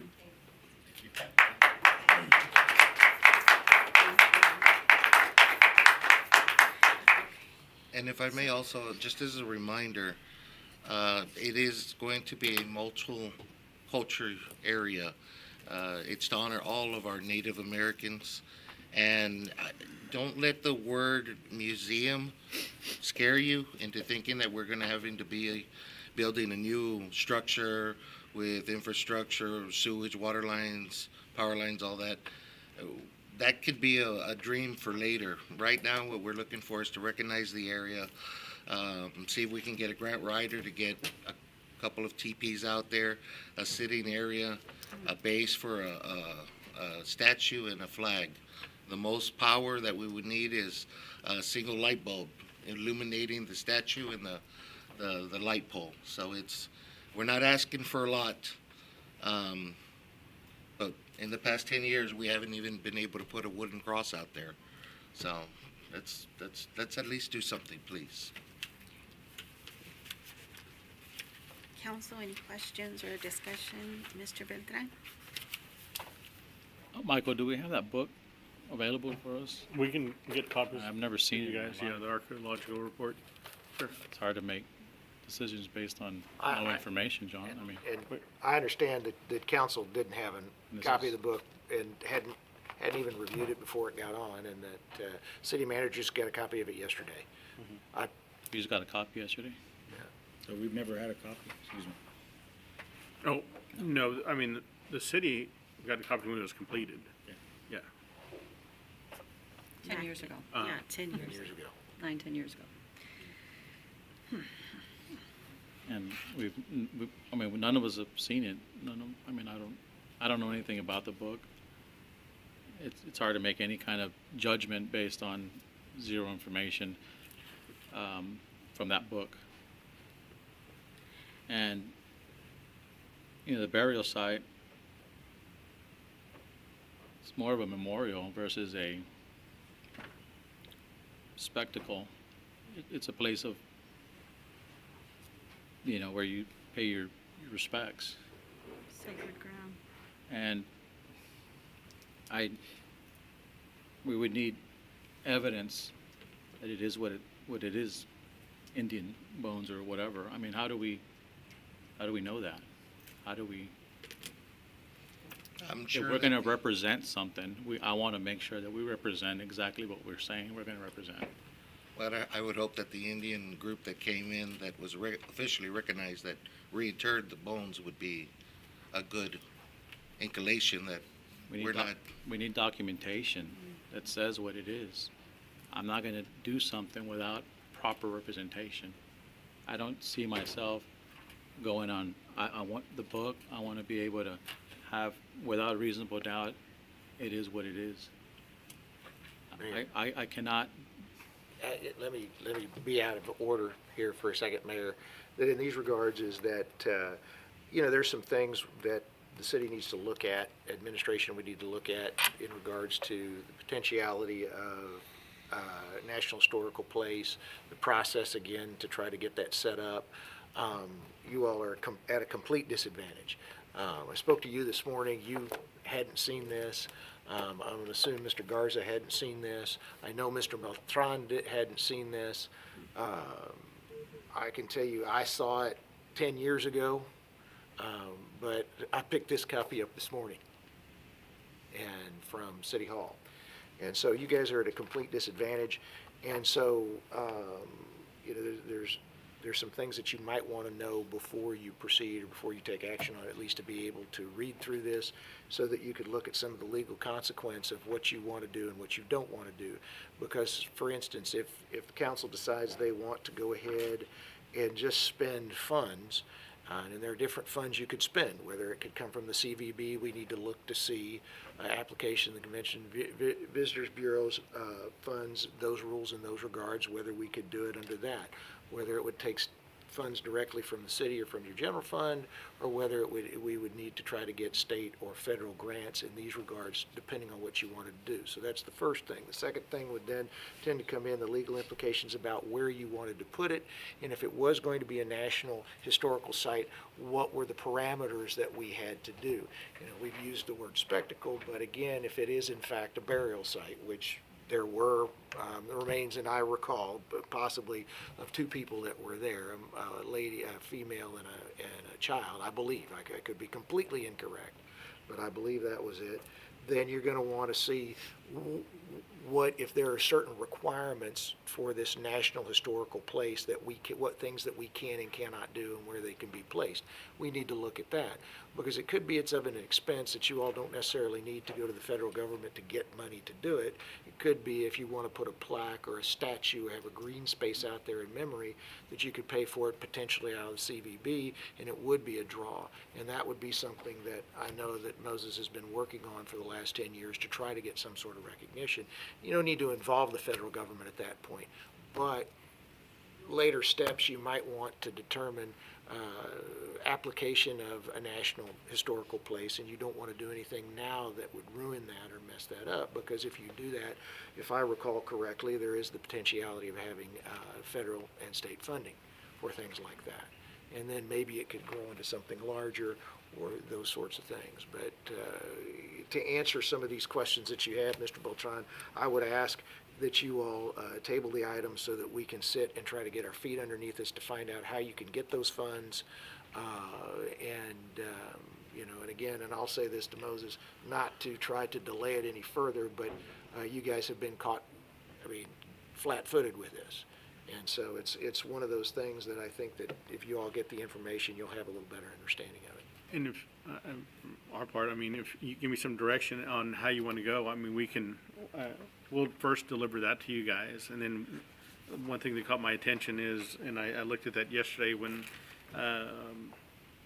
we got a copy of it, that, you know, the area, it says the area does qualify for the National Historic Registry. Doesn't mean that it's qualified, it means it could qualify for it. So one of the things that caught my attention right there when the city attorney is speaking is that it not, we wouldn't, certainly wouldn't want to ruin anything if it does qualify. So before you go doing anything, if you guys want to direct me to bring something back to you guys and do some more research on it at the next meeting, as quickly as that, we can certainly spend some time from a staff level and see what we can do. And I know Moses as well, like we can get together and with a presentation on how to move forward. But certainly, you know, if you guys want me to do something, we'll do it. Well, then you don't need to table it. You can just, they can just command you to do something on this agenda. Sure. Command. Sure. No more questions. And it's not that, you know, what we're trying to do, what I'm trying to do is make sure that all our I's are dotted and all our T's are crossed, certifications, you know, who we're entering with, you know, what state recognitions, federal recognitions we have, all those things. You know, when we do anything out there, I want to be able to stand proudly and say this is exactly what it is. I want to know what I'm entering into. I want to know that it is what we say it is. And, you know, I just want to make sure that we have the documentation to cover the city, to cover our decisions when it comes time for that. And we just need more information, and we need more documentation. So it's not a no, it's just we need more, well, we need information, period. Not more, but some, or, you know, we need information. So that's my stance on it. Yeah, we'd get some drawings up and potential, you know, if you've got an idea of the space and all that, we could get all that drawn up and put on a presentation format also. So there's some things, you know, if you want us to move forward with bringing it back, to have the space, the allocation space, make sure we have all our, you know. This is a big deal, and for us to enter it without any information or about, I mean, I can't make a decision based on that. I want to have all the facts. Mr. Molina? Yeah, it's kind of unfair, you know, because it's been sitting there for 10 years. Right. That book's been sitting there for 10 years. So to just throw it on us, I just walked in and I mean, if you see what's in our packet, I mean, there's really nothing in our packet, you know, like nothing's really prepared. And I apologize for the gentlemen that are here because I can't really say if, you know, I wasn't around back then. I mean, I don't really know what went on out there. I'd love to read up on this. I mean, I've heard different stories. You know, but to come here and not have, you know, anything that would prepare me to make an informed decision, you know, it's nothing that is personal. It's just that, you know, like kind of, in all fairness, you know, we just have to have all the cards in front of us to see what we're getting into because, you know, we all know how this goes, you know, just, you know, one thing leads to another and then we, you know, go off doing things that where it takes us, you know. I mean, we went out there to dig up a pool and we ended up here, right? So, but the fact that this thing has been, you know, this topic or this item, this concern has been there for 10 years and, you know, all the councils past, you know, have chosen not to move forward with it. I know Councilman Garza brought up a news article, but we all know what news articles are. I mean, they just take something to sell something, you know. There might be some merit to that. There might not be some, you know. It's not that this is a no-brainer. This is something that we need to think about because it is something sacred, you know, if it is. And, you know, if it is a burial ground, well, then we need to, you know, see the documentation that determines that that's what it is. And like I said, it's hard to just pick it up and run with it when it, you know, it's been kicked down the road so many years. So I agree. I'd like to go through that book and or portions of it or borrow it or something just to make a more informed. I mean, you were there. You and Michael were there. Actually. I was there when, at the very beginning of it, Michael was there throughout it. But again, and I'd like to clarify, is I don't think Moses has ever said that it is that there was any evidence of it being a formal burial ground, that there was a burial site, that there was. Well, that's what it's saying. That there was. That's the way it's stated. And, that's why I'm saying it. But it very clearly, it was a burial site, that there were remains out there, and that I believe that you had asked a question in regards, I think the way that they identified the bones was the artifacts and fetishes that were found around or in the vicinity of the bones. Do we know they're human bones? I don't know. Scraper, yes, and they were identified as human bones, and from there. But again, I'm at a disservice because it's been 10 years since really I looked at it. Right. Okay. So it was deemed. The way the archaeologists made the determination, my recollection is based upon the artifacts and fetishes that were found in the proximity, arrowheads, scraper, those types of things. And actually, they Pictures of all. they put on the cover. Oh, they I mean, when they dug on these 5 sites, they itemized everything that was found. I mean, all kinds of things in the clay and the arrowheads and those things also. Didn't see any pictures of bones in there. I saw there all the other pictures, and so, you know, our next step would also be to contact them to see where these items are. Right. So why were we digging up at 5 different sites, if not there at that one location? And who paid for it? Well, the city paid for it. That turned into part of construction budget, and the city paid for it. And that they went out because that these things were found, as that was a requirement that was for construction. They had to go out and determine the impact of the construction on any historical site that was there, or Native American, whether it was a town site or whether it was a burial site, just to go and see. I just find it odd because it's like 100 feet or so away from the actual facility, you know? Well, and Lattice Creek ran through there, and during different, and I mean, as you get into this, and I'm sorry that we're getting, but as you get into this, you're gonna find the different history of the different Okay, tribes that were that's fine. here. Yeah. One of the reasons why genetic testing might not be clear on it is because you had the Tejanos, you had such intermarriage and intermingling. of So they can, peoples they can here. test like the I DNA on it, don't, or? I mean, I was on the outside. 'Cause it's looking obviously mammalian, right? Because they said it could be human in. or, Yeah, I was on the outside looking in. right, okay. That's We'll what I just have to can look think. at the book then. Okay. see what But if we- you look at the history of it, it's the history of the area and the indigenous Native American people that are here and came through the area, well, it gets to be pretty interesting. Got it. I guess what you were asking was the natatorium is here, Mhm. the bone was over there. Mhm. How did that happen? What were we doing digging way over there? Well, what they were doing is they were doing site prep, and I think that, and you know, the easiest person that could sit and explain this ad nauseum for us would be Ray De Los Santos. And that, because he was there when all the stuff. How did we find it? Well, I think they were just doing site prep, is how they found them.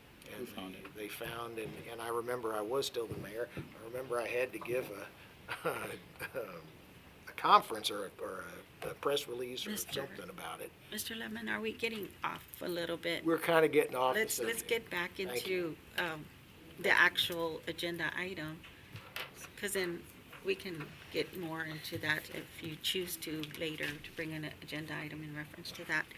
Mrs. Bowen, do you have any questions or comments? Yes, I do. Mr. Moses, just so you'll know, I respect you coming here and saying what you say or said. My children have indigenous blood in them, my husband and, family, which is proved through DNA, of course. And I believe this site is sacred, and it should be kept sacred and be treated respectfully with honor. And with that being said, I would really love to have that book and do a little bit more study, a little bit more research, do our due diligence on this, and maybe come back and revisit this. Okay. And Thank you, Mayor. Yes, thank you. Mauricio, and I want to thank you for bringing this forward. This is something that years ago, I wasn't even on council. I was sitting in the gallery there in chambers here. Years ago, when I saw a gentleman speak before council and gave his story and asked, he asked a simple ask of council. We just want a statue, small space to honor our heritage, honor those that have passed, a statue in memory of that. And council didn't even bother to listen, didn't bother to look him in the face. I was out there in the audience, and I'm not talking about y'all, I'm sorry. It was at that time, whoever that council was. And I remember that gentleman turning around with a tear rolling down his face. And I said, such a simple ask. I didn't understand it. I didn't understand why they couldn't even listen or either give him that opportunity, give him the respect to, I don't know, it stayed with me for all those years. And when I met with Mr. Hernandez, Chief Hernandez, a few times that we spoke, when Mr.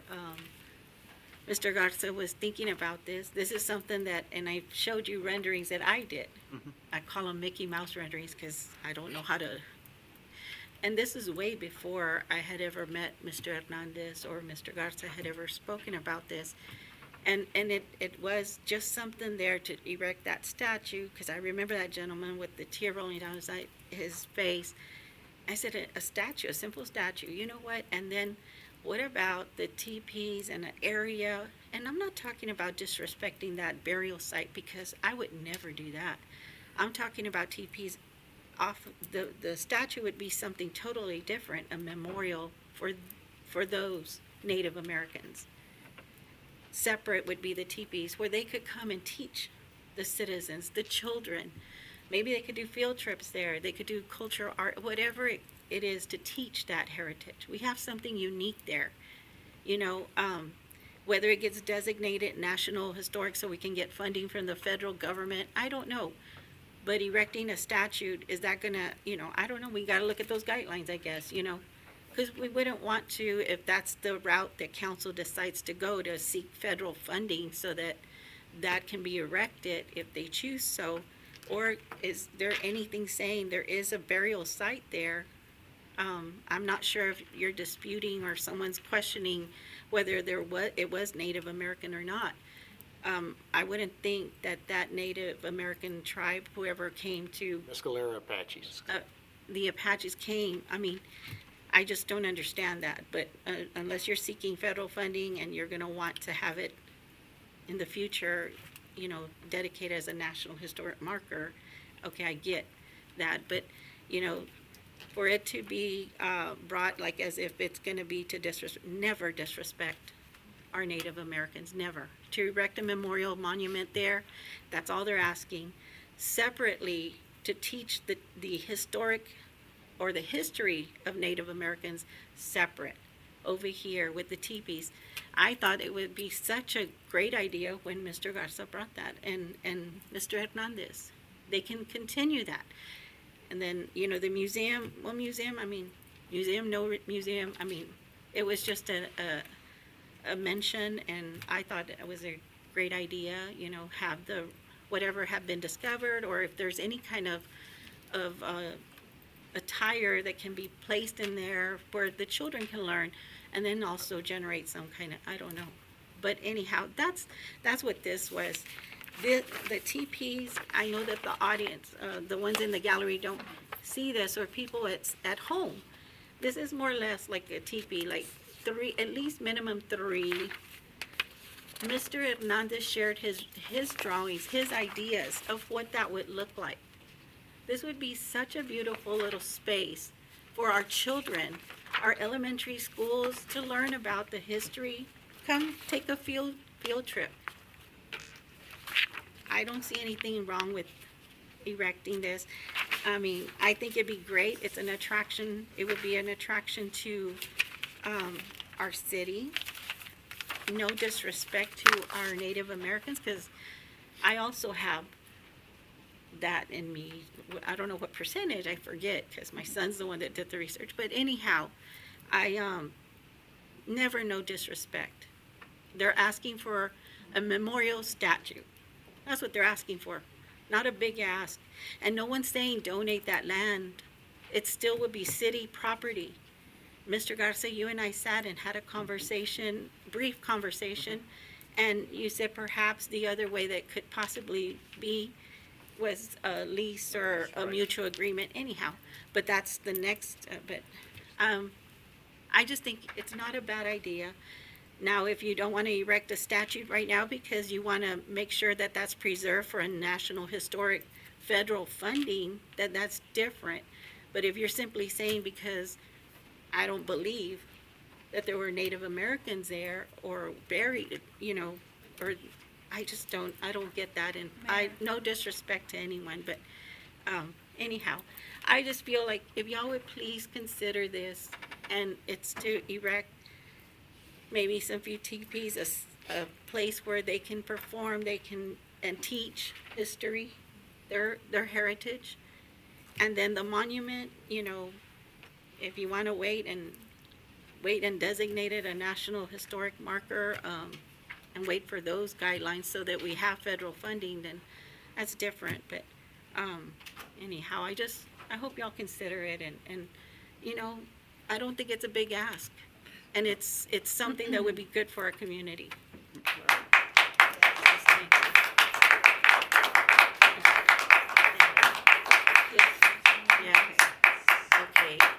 Mayor, the way that y'all have this agenda item, there's really 2 parts of this agenda item. One is allocating a portion of land, which I think would be difficult to do it right now if we don't have any drawings out. But the second part is authorizing city manager to explore funding and financing in planning and execution, and that's something that we're talking about having a 2 agenda item at the next meeting, you can decide what to do on that part, but, I mean, if you guys agree that something needs to move forward, you can act on on that last part on there, authorizing city manager to explore funding, financing, planning, execution. That gives us, we'll get on it and get our staff to figure something out, work with, any of you guys that want to work with that, and work with Moses as well, and then bring something back, and then, we'll have a presentation with. I don't know what you're talking about. Which one are you talking about? He's talking about. The last part of that agenda. 6.5, the bottom part, where it authorizes the city manager to explore funding and financing, planning and execution for of the this project. 6.5? Yes, sir. On the very The end? very last. The very last sentence, it says authorize city Got it. manager to. Yeah. explore Wow, funding. okay. Very last sentence. Yeah, I mean, so I guess, Councilmember Gonzalez put together this agenda item. So as I'm reading it, the first part, of course, is kind of difficult to do when you're trying to allocate a portion and get that done already when we don't have any of that set up. The second part on there, because it seems like it's a two-part agenda item on here, is something that is easier for us to get something done. We just need that direction from y'all to move forward. Doesn't mean that it's set, because you just need something, a plan, a guideline, a goal that we want to meet. If you do that second part, we'll bring it back and have a presentation for you guys. See, and I'll take responsibility of that. The way it's written down, I put the cart in front of the horse, you can say that. But I'll chalk that up to my excitement of trying to get this done. One of the greatest pleasures I had in my life when I was a child was going to the Tomb of the Unknown Soldiers in Arlington Cemetery. I don't know the individuals that were buried there, but to feel the honor and the respect of knowing that these were the people that came before me, and to see a guard protecting their grave 24 hours a day, it meant something. And there's no way to disrespect this grave any more than to just keep ignoring it. But if we can, let's work with baby steps here. Mayor, I'd like to at least try to make a motion authorizing the city manager to explore funding, financing, planning, and execution for this plan. That way we can later come back to it and see if we are able to move it forward. If we table anything, we must table it with the plans to bring it back with the next meeting. That way it doesn't. Do that. No. Gotta be one motion. Yeah, you don't need to table it. Just go ahead and make the motion as to this, and that'll activate the agenda item. All righty. Well, then I'd like to make that motion, Mayor.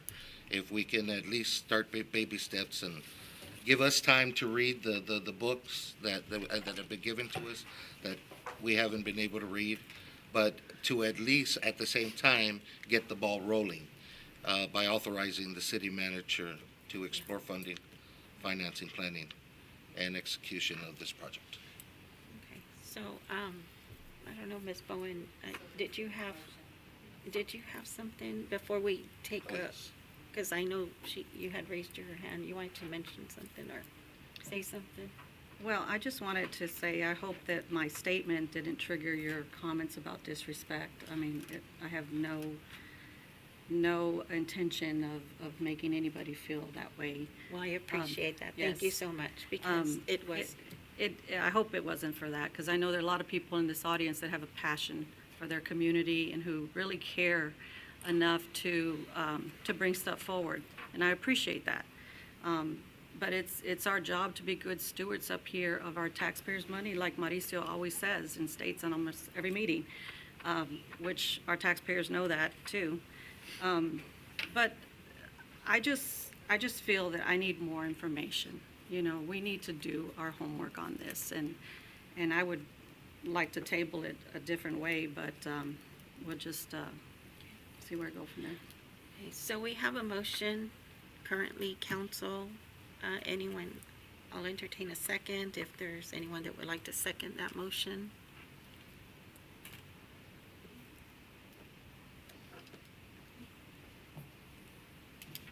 No second on Mauricio's motion. Is there any other motion on agenda item 6.5 at this time, council?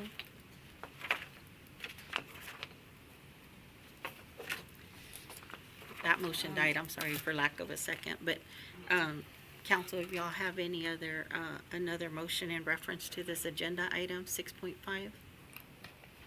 Mayor, I'd like to bring back or table and bring back the authorizing the city manager to explore funding financing, and probably a meeting a month from now. That way we have an opportunity to go through the book and they'd be able to make that decision. So we have a motion to table. Say it again, Mauricio. We have a What- motion What to exactly table. are you asking? The first step in getting everything going would be to authorize the city manager to explore the funding. So since that's being the first step, let's table that. That way we all have an opportunity to read the book. Table the funding. Right. Okay. And then, once we've had an opportunity to read the book, bring this back, and with the information acquired from reading the book, then you'd be able to make an educated decision and say, yes, we can authorize the city manager to explore funding, or no. Which motion died? So we have the motion to go ahead and authorize the city manager died for lack of a second, but for funding. What Mr. Garza, and correct me if I am wrong, Mr. Garza and Mayor, that Mr. Garza is now requesting to table the agenda item for the purpose of allowing everybody to review the matter so he can bring it back at a later date and everybody can make an educated decision. Is that correct, Mr. Yes, sir. Garza? Thank you. So now you have a pending motion to table. Second. Okay, we have a first and a second. All in favor, say aye. Aye. Aye. All opposed, same sign. Okay, so motion to table and bring this agenda back at a future date. It passes. Thank you, council. Okay, agenda item 6.6, discuss, consider, and act upon authorizing city manager to negotiate and enter into an agreement to allow the Apache Council of Texas, care of Chief Moses Hernandez, to maintain statue and display teepees and allow tribe to utilize dedicated area for events through a possible lease or mutual agreement with necessary insurance liabilities required for times and dates agreed upon utilization for events and maintenance when area is completed. Mayor, in light of current circumstances, I think it'd be best if we currently table this for further information and bring it back at a later council meeting to be discussed and voted on. We have a motion. Second. Second. Oh, yeah. All right. We have a first and a second. All in favor, say aye. Aye. Aye. Aye. Okay, all opposed, same sign. Okay, so motion to table agenda item 6.6 passes, and I know y'all had asked, some citizens had requested to speak on 6.6, but it is being tabled, so we'll move on to agenda item 6.7. Discuss, consider, and act upon authorizing the city manager to explore and execute a plan to develop the portion in front of the City of Alice multi-use complex for a pond recreational park area with a water feature and walking trail, and to seek funding financing for this project. I wanted, this is an agenda item that I brought forward, and Mr. Garza did sponsor me on this agenda item. This is something that I've looked at for several months already. Our multi-use from the highway is hidden by this area. If IT can show that footage to council. And in the interim, let's see. Well, I was gonna say in the interim, but they're trying to get it up. They're working on it, okay. No, it's a little, yeah.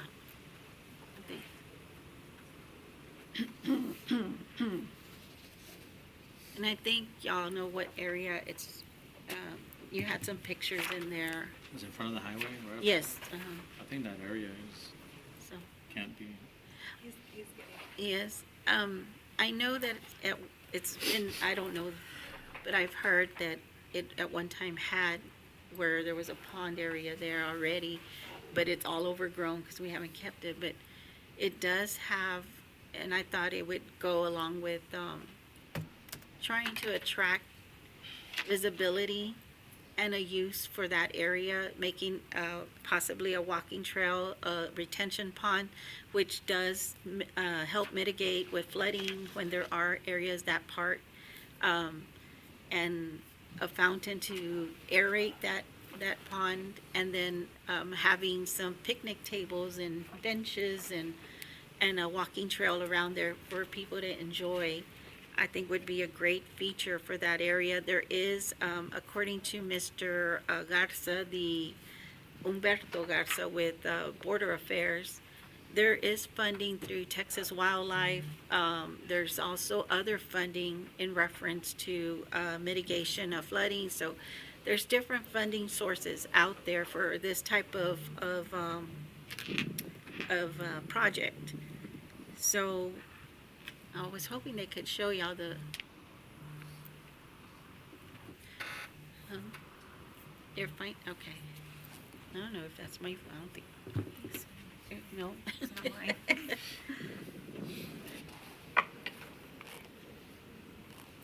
So, and I think y'all have some pictures in there in reference to this area. So anyhow, I'll open it up to the council for any questions or comments. Mr. Beltran?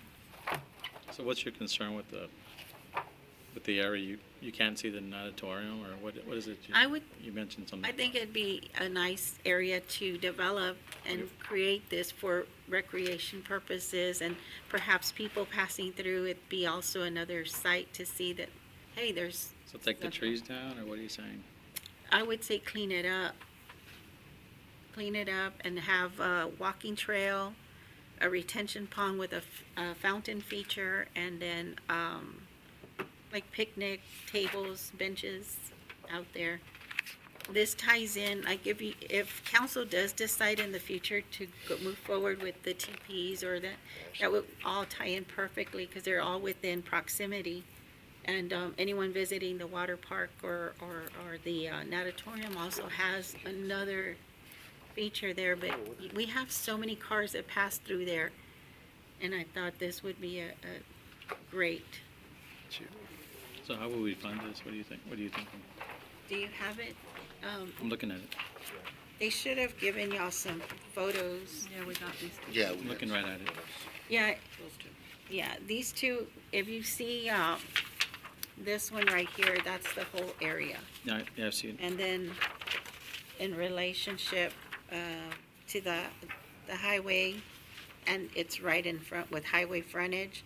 And then see that area was over here, the natatorium's here. I mean, I just thought it would tie in all. We're very familiar with the area. You're talking about Yeah. this part right here where the greenery is. Yeah, all this little area. Okay. Thank you. I want it. So this is the highway, looking at it. Correct. Do they have it? Yeah, there's a little green spot. Oh, okay. I could be wrong, but Oh, that's what the closest. Are we gonna is. fence it, or what are we? it'd be up to, I guess, That's what, obviously a lowland area. Wild Water animals. flows there. A few questions. huh? Attacked by a coyote. Oh, I don't know. Does it play? Okay. Let's let it play. Let's Yeah, see. because I can't. That's a truck. That's a truck. I don't remember seeing a truck. Oh, you took the video? Yeah, I went out How do there. you remember a truck? That was a Oh, fast. they were, that's that's why. There you go. That's why. Mm. And you'll see, I went on different so areas you're of the. across the street, that's the natatorium. I went in different areas of the highway just to kind of see what the visibility, what they're looking at, like anyone passing, there's that green area So this is the access road off of North. on the 21. other side. Yeah.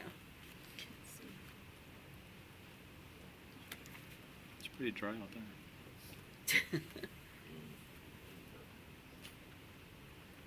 That's the entrance part. So I just went to different, and I'm not a professional, so sorry. So that's South But just to 281. show you that, That's the access road. So this grassy area is where you're talking about, or the green? over there, where it's all green, when you're standing or passing, that's what you see. All that green area. Not all Glad of you it. didn't 'cause get hurt out there. It honestly, I was safely out to the side. It doesn't look like it, but. Yeah, I was gonna say, you look like you're in the middle of the road. We need all those trees. Yeah. Yeah, you don't want to take, Yeah, we were just. but there's a hole there. That's not like, there's trees, there's some beautiful trees around there, but there is an area that was marshy or, that was already a hole, like, it was gonna be a pond at one time. We You need to, can tell that's the lowest lying area because It's the most green. green the water's traveling there no matter what. Yeah, well, Yeah, it's there's a few things also I'd like to like see. retention pond because of the water flow and stuff. I said, there's a few things. we need to make I sure wanna that all those trees are not protected, that they're protected or that there's a, Well, that? I'm sure that Mr. Esparza, he's very, that there's a, yeah, is there like a protection clause of that area that we couldn't tear? Because I know when they cleared the area, we could, I they think couldn't. that's it. Well, so we would have to do some more research on that, but I can tell you right now that Thank you. there's a few things that we need to think about, which is, and, we had talked about detention pond or retention ponds. Right, correct. Just when that project was going on about, Right. with the With tech the stock. dirt, Yeah, yeah. We got TCEQ to consider as Right. well, yeah, Yeah, yeah, and so So- we never got that far because it was. yeah, Happened, but yeah, so all the surface water there on those creeks is property of the state, right? So, if we want to widen that, there needs to be permitting and things like that, because people have surface water rights all the way down. So you really can't interfere that, and diverting water is something that, if we need, we'd have to Right. look at permitting. sure. But, when we're doing something, there's, we have to do environmental impact analysis as well. That- Did y'all not do that, in the past? Is there anything by any chance? I don't know why, and I always thought about cleaning that area up would be real nice if it got cleaned up. I don't know Yeah. why it never, and maybe it wasn't because it wasn't part of the scope of the natatorium project, on the environmental side. But, there's some things we need to consider. What about if we try to fencing do it? that. Put in a barrier or fence to protect the people who are walking there from coyotes and, Yeah, I have Or a animals. concern about that safety too, and the You know. environment. I mean, it's close to the highway too. And then the flood zone, what zone is it in and where the water floods? I mean, the It's the not, contours where they go. And then when you do find the funding, like she said, the Texas Wild Parks and Wildlife, I mean, if that's the case, that's great. TCEQ, environmental, and then TCEQ, all those making sure funding. the trees are not protected. But also, when we create anything or build anything, there's always, yes, there's the funding to build it and to construct it, but what about the funding to maintain it? That's always a concern that we have to look at. So, well, it's also a quality of life that we Oh, want to definitely. There's enhance. lots of- Well, we have two bodies of water out there already, and we're gonna have a third one, the natatorium and the water park. We need a third body of water. I'm not saying anything against it, Mayor, I'm not, I just, again, I just, it's all a good idea in theory, but again, we need more clarity. well, and that's why, and I have all faith in our city manager. He's always been, does his due diligence, and I know that he would, And it's hard You for us would to make bring- decisions based on, again, not enough information, so. I've got, well, When did they you were- have anything, I'm sorry. go ahead. I'm gonna vote no on it. I'm gonna let y'all know right now. My answer is no. It's a creek and, it's gonna be wild and you're gonna have to run electricity out there and I'd rather have a park closer to where the people are at than out there in the middle of nowhere. But that's my nickel's worth of advice, so, Okay. thank you. Mrs. Bowen? I don't think we're ready for this just yet out there. Mr. Garza? 10 years ago, when the multi-use complex was promised to us, it was promised a lazy river, the pool, a walking trail, man-made pond, and a hotel. So the way I see this is we're just trying to fulfill the promises that were made 10 years ago. And I would assume that there's been studies already for creating a retention pond or anything, since that was part of the original plan? Or did they not do any of those studies or for walking trail, and we're actually going into this blind and we'd have to re-look into it all? And in the past 3 months, spent a lot of time looking at some of these documents that happened all this time. So I sat on y'all's side, right, for a lot of that time that project was going on. But it's a lot different when you're on this side because you're looking at it daily. And so I had to really get caught up on all that. And so when you say what was promised, I know that all that, there was a lot of designs, a lot of talk, a lot of things that were, concepts that were out there on what was going to be out there and what could be out there. But really it was just a scaled down amphitheater and the natatorium water park at the end of the day is what was, promised. And, completed was really the small amphitheater never got completed. But of course, the water park did. But there was renditions of a lot of things that could have been out there. And there was also connecting a walking trail all the way to the levee and going across. But, that never happened. There were no promises. There was no promises made. Yeah. It was just ideas and Well, concepts. there was a lot of money and a lot of hope, and There was a lot of money now there's spent. no money and a lot of hope, unfortunately. But this is just something I wanted to bring forward. I think it's a good thing. I don't think it's a bad thing. Again, of course, doing our due diligence and making sure it's feasible, and we seek funding. We did hire a consultant to seek these types of funding to create different things within our community. And I'm just, I respect everyone's opinion, and that's why we're here. We're here to be the voice of our citizens and be good stewards of the taxpayer money. But this is something that I feel that could be utilized, will enhance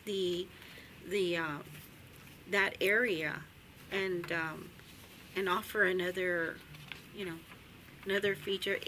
And I think it would just be in line if council does in the future decide to do the other project, but again, I see a different vision than what y'all are seeing right now, and I appreciate that.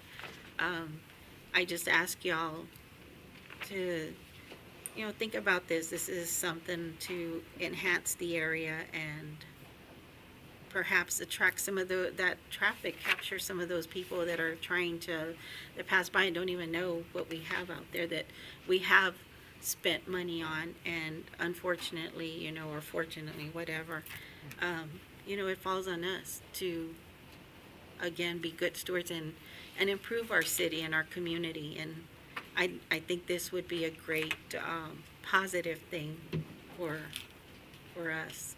And sometimes when we look at these things, and I just sometimes don't understand when we'll approve something and not bat an eye on that particular item, but something that is because of the area or whatever, or the money we've already spent in that area.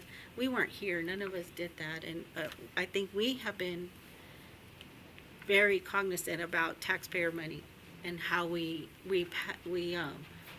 handle those things. So I just ask you, this is more a feature that I felt that would be a good thing for that area and for the investment we have already made.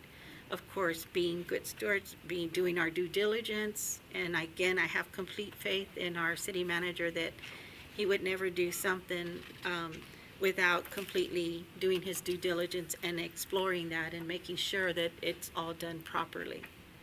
So, Mayor, if I may, I backed up the mayor on this agenda item because I looked at it kind of as a real estate of, if you're going to sell something, you want good curb appeal.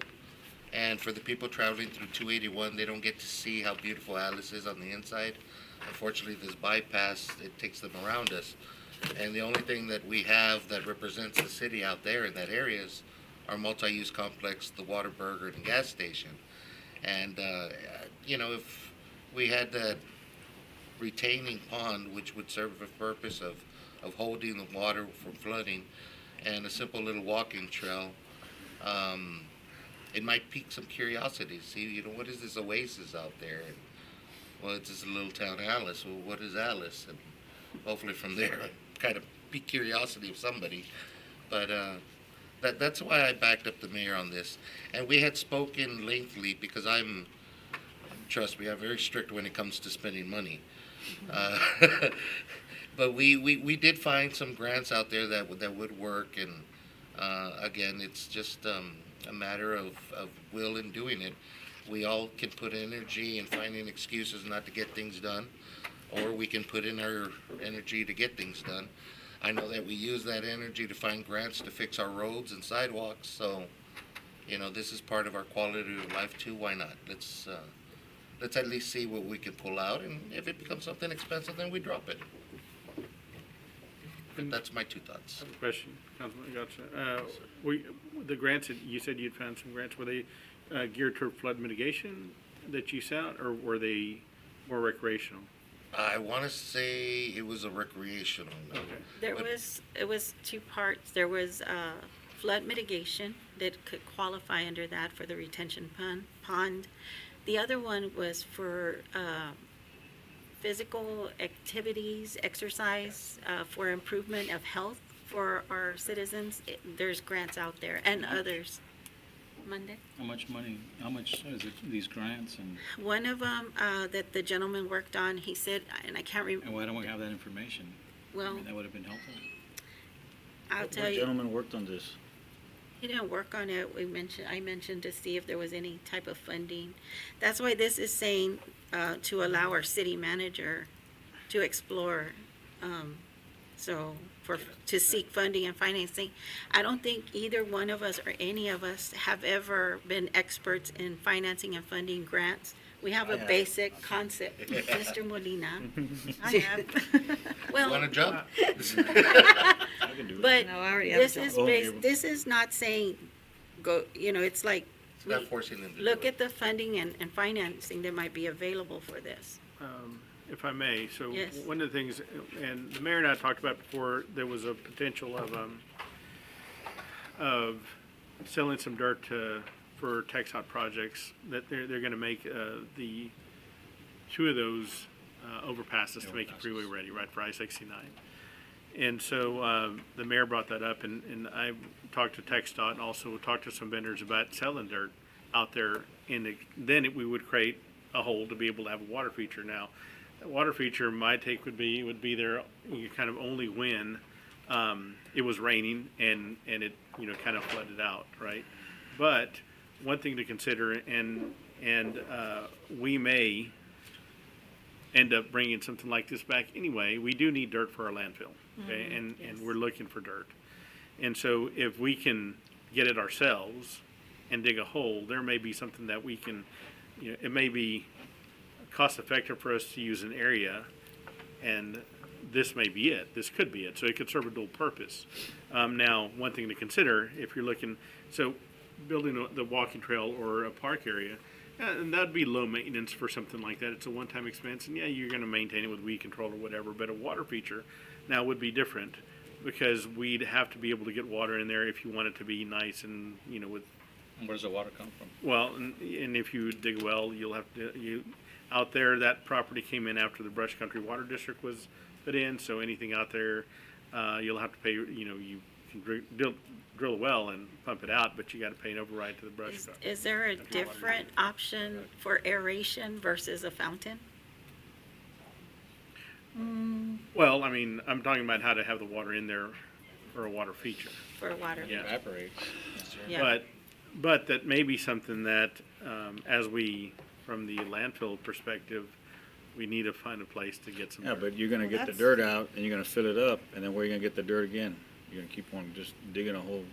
In that area, Up you there. end up, well, and 'Cause once you from- fill it with water, you can't get any dirt out of it, right? Well, You're talking about that's digging out that creek, right?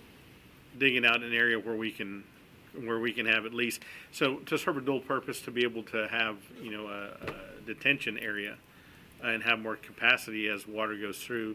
Now, and so we've talked about that and this area from a staff level already.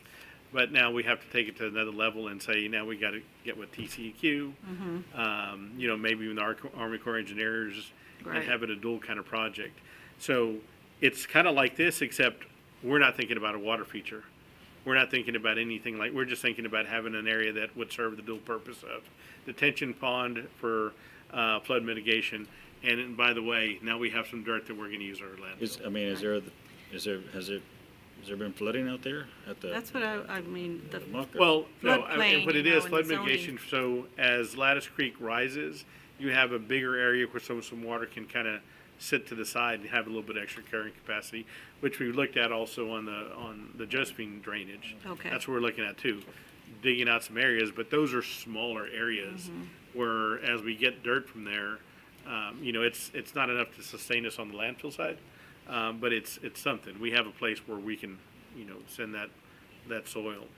But, that's something to also think about, that something like this has been talked about from a staff level as far as development of our landfill and also the need for dirt. And we don't have to make the footprint so big. We can make it deeper, right? Dangerous. That's scary. And I know we talk about this. I know the mayor and Councilman Gaddis have made a comment about it being a quality of life. I think is what y'all called it. But not so much for the citizens, but more for people going up and down 281, right? I mean, that's the way it sounds like to me. Well, no, At 70 it looks, miles per hour. your the front of your house looks beautiful. Exactly. You've got pride in ownership. And every once in a while, somebody may stop There's by. some And, really pretty sites. if it's a pretty site, maybe they got a good restaurant. We've been on the road for a while. Here's a town or something. If those slides don't attract them, then I don't know what will. I know those sides. You can't are see it. amazing. Those They're slides amazing. those slides should attract them. You can see those slides. Yeah, they're nice. Those slides should attract them. You can't see the city because they're 4 miles out there, but it is what it is. There's other things, hopefully, God willing, that will attract them to the city also that we've been working on. But that's a site, I don't want to get off the agenda item, but, okay. So if there's no further discussion or questions in reference to this agenda item, other than my last plea to our council members, if you would please consider this. If you do want to maybe table this until Mr. Garza can get more information, that may be something that we could entertain, but, so I leave it to y'all. Council, I'll entertain a motion on this agenda item.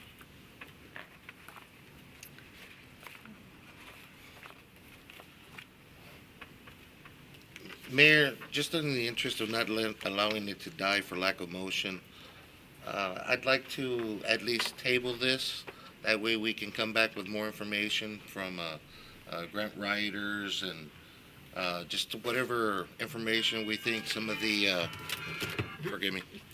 some of the other council members may need to help them make a decision. Council, we have a motion to table and to bring back this agenda item with more information for council consideration. Do I have a second?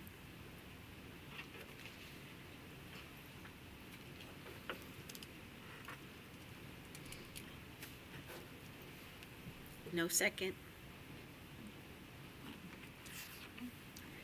So agenda item dies for lack of a second motion.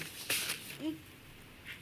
6.8, discuss, consider, and act upon entering into an interlocal agreement with the Coastal Bend Council of Governments, RPC, for E911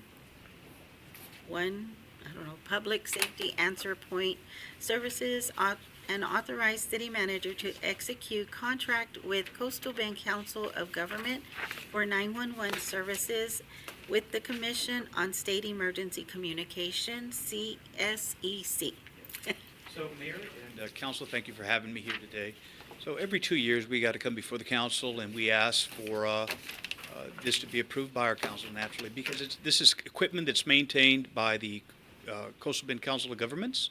And so we go into agreement, so they maintain, even though we have our 911 system and you call it, they're the ones that are in charge, they're the ones that maintain it. And so every 2 years, we come before you to accept this resolution or to accept this our agreement between the Council of Governments and the Alice Police Department, the City of Alice. Okay, thank you. And that's for our 911 system. Yes, sir. Okay. Council, any questions? Mr. Beltran? None. Mr. Molina? Oh, Mayor, thank you. No, Mayor, thank you. Mr. Garza? No, ma'am. Okay. If there's no questions or discussion in reference to this agenda item, I'll entertain a motion. Mayor, I make a motion to enter into an interlocal agreement with Coastal Bend Council of Governments as stated in agenda item 6.8. Okay. Second. Okay, we have a first and a second. All in favor, say aye. Aye. Okay, all opposed, same sign. Motion passes. Thank you. Thank you, Chief. Okay. No, thank you. Thank you, guys. Appreciate it. Thank you, Chief.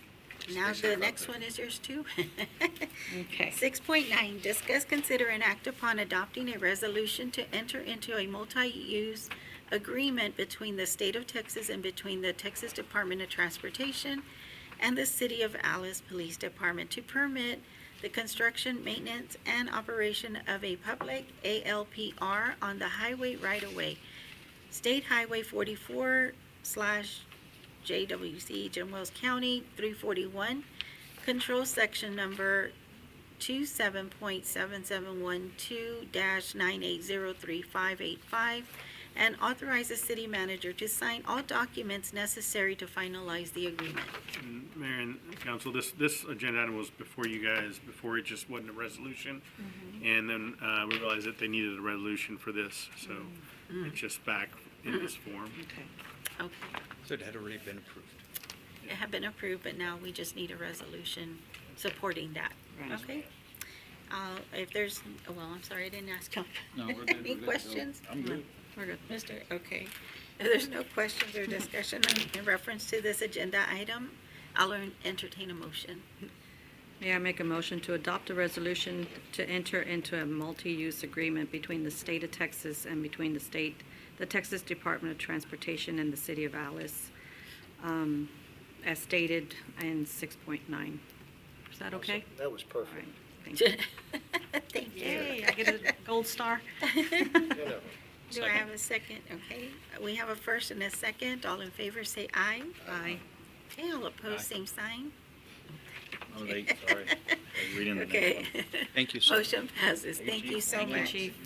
Okay, 6.10, discuss, consider, and act upon adopting a resolution ratifying the submission of grant application number 4377502 titled Operation Lone Star 3 to the Office of the Governor, Public Safety Office, Homeland Security Grants Division for funds available for the fiscal year 2024 Operation Lone Star OLS grant program for overtime costs for increased patrol for equipment for the Alice Police Department. So this will be our third year that we'll be applying for OLS. This year, we've also included the fire department, and I know that there's some items that also they've included in there. But we're looking for, our grant is for $696,000, and that is for equipment, that is for overtime, and that is also for a position that we're looking to hopefully fill at some point. Yeah, it's come due again, so we're hoping Okay. that we can keep it going for a third year. Well, thank you for bringing this forward. Council, any questions? Mr. Beltran? No, ma'am. Mr. Molina? No, ma'am. Mrs. Bowen? No, thank you. Mr. Garza? Chief, thank you and your men for protecting our city and our people. And thank you for bending over backwards, finding these grants and helping us again with our tax dollars. Oh, thank you, sir. Thank you. Okay, so if there's no further discussion or questions in reference to this agenda item, I'll entertain a motion. Motion to adopt as stated. Okay, Second. okay, we have a first and a second. All in favor, say aye. Aye. Okay, all opposed, same sign. Motion passes. Thank you so much, Chief. Thank you, Mayor. Thank you, Thank Council. you, Chief. Thank you, Chief. 6.11, here status report on July 2023 month-end financial statement, summary of funds, and delivery of July 2023 check registers. Good afternoon, Mayor, Council. Good Appreciate afternoon. being here for you. Sorry, Gabriel. We're good. All righty. We'll have the financials for the 10th month ending July 31st, 2023. We'll start off with Exhibit A. General fund revenues are $11,870,014 year-to-date. Property tax budget was $2,462,500 year-to-date, and we show $2,832,790. Exhibit B, there was a change on this. I apologize because we were waiting for confirmation from the appraisal district. So you'll have with the M&O and INS 2023, it's actually $3,980,600. So we were just missing one payment. So as you can see, it's basically spot on with last year's collection at this point. Going back to Exhibit A, we have our sales tax budgeted at $5,080,000. And we're showing $4,887,333 through May. Exhibit C, our sales tax budget versus actual, and this one includes the month of June. June's collection was $578,776. 2023 budget was $4,572,000, and we have an actual of $5,466,110. Exhibit D is our actual 2023 versus actual 2022, and at this point, year-to-date, we're $692,999 over previous year. Exhibit E, our general fund expenditures. We have expended $12,495,484. And just to highlight some of the departments that we've spoken to in the past, we have our fire and police department that have the 96%, that's due to overtime, and hopefully we'll get reimbursement for some of that. Libraries at 98% because of the microfilm project that we worked on. And I apologize for being redundant, but just that way month to month, you know why these are sticking out a little bit. Exhibit F is our revenues versus expenditures for all funds. Our general fund is a negative $625,470. And again, not to kill redundancy, but this is, of course, not including 2 months of sales tax. So if you include the month of June that we know, that's 578,000. We're close to that number, and that's not even July. Right. So if you put those numbers in there, we're in a better shape. Solid waste, we're at a negative 204,429, and the utility fund, we're at 143,379. And our final slide, this is just our revenue over expenditures comparing 2022 versus 2023. And just again to highlight those, you'll see that all in all, we're in better shape than we were last year. General fund, 625 compared to the negative 789. Solid waste, those repairs are coming in finally, that we're getting control of those, getting rid of some of the rentals now that we've had some equipment repaired. Utility fund is in better shape as well. So that's just a snapshot of our financials for July. Council, any questions? Thank you. Mr. Garza? Not at the moment, thank you. Mrs. Bowen? No, thank you, Mayor. Mr. Molina? No, I'm good. Thank you. Mr. Good. Beltran? Thank you. Okay. And thank you, because that report you gave on the. Check register. It helped a lot, and it helped to kind of see things and No, know. we appreciate it. Vanessa and the team Thank worked hard y'all. on trying Thank to y'all. fine tune it for you. We'll still work on that. Thank you for doing that. And I noticed you put the subject matter in there too, thank Yes. you. Thank y'all. Thank you, you. Gabriel. Okay, council, moving on to agenda item number 7, adjournment. I'll entertain a motion in reference to this for adjournment. Mayor, I make a motion to adjourn? Okay, do I have a second? Second. Okay, we have a first and a second. All in favor, say aye. Aye. All opposed, same sign. Okay, motion carries. Meeting is adjourned. It's 4:25 PM. Thank you, everyone.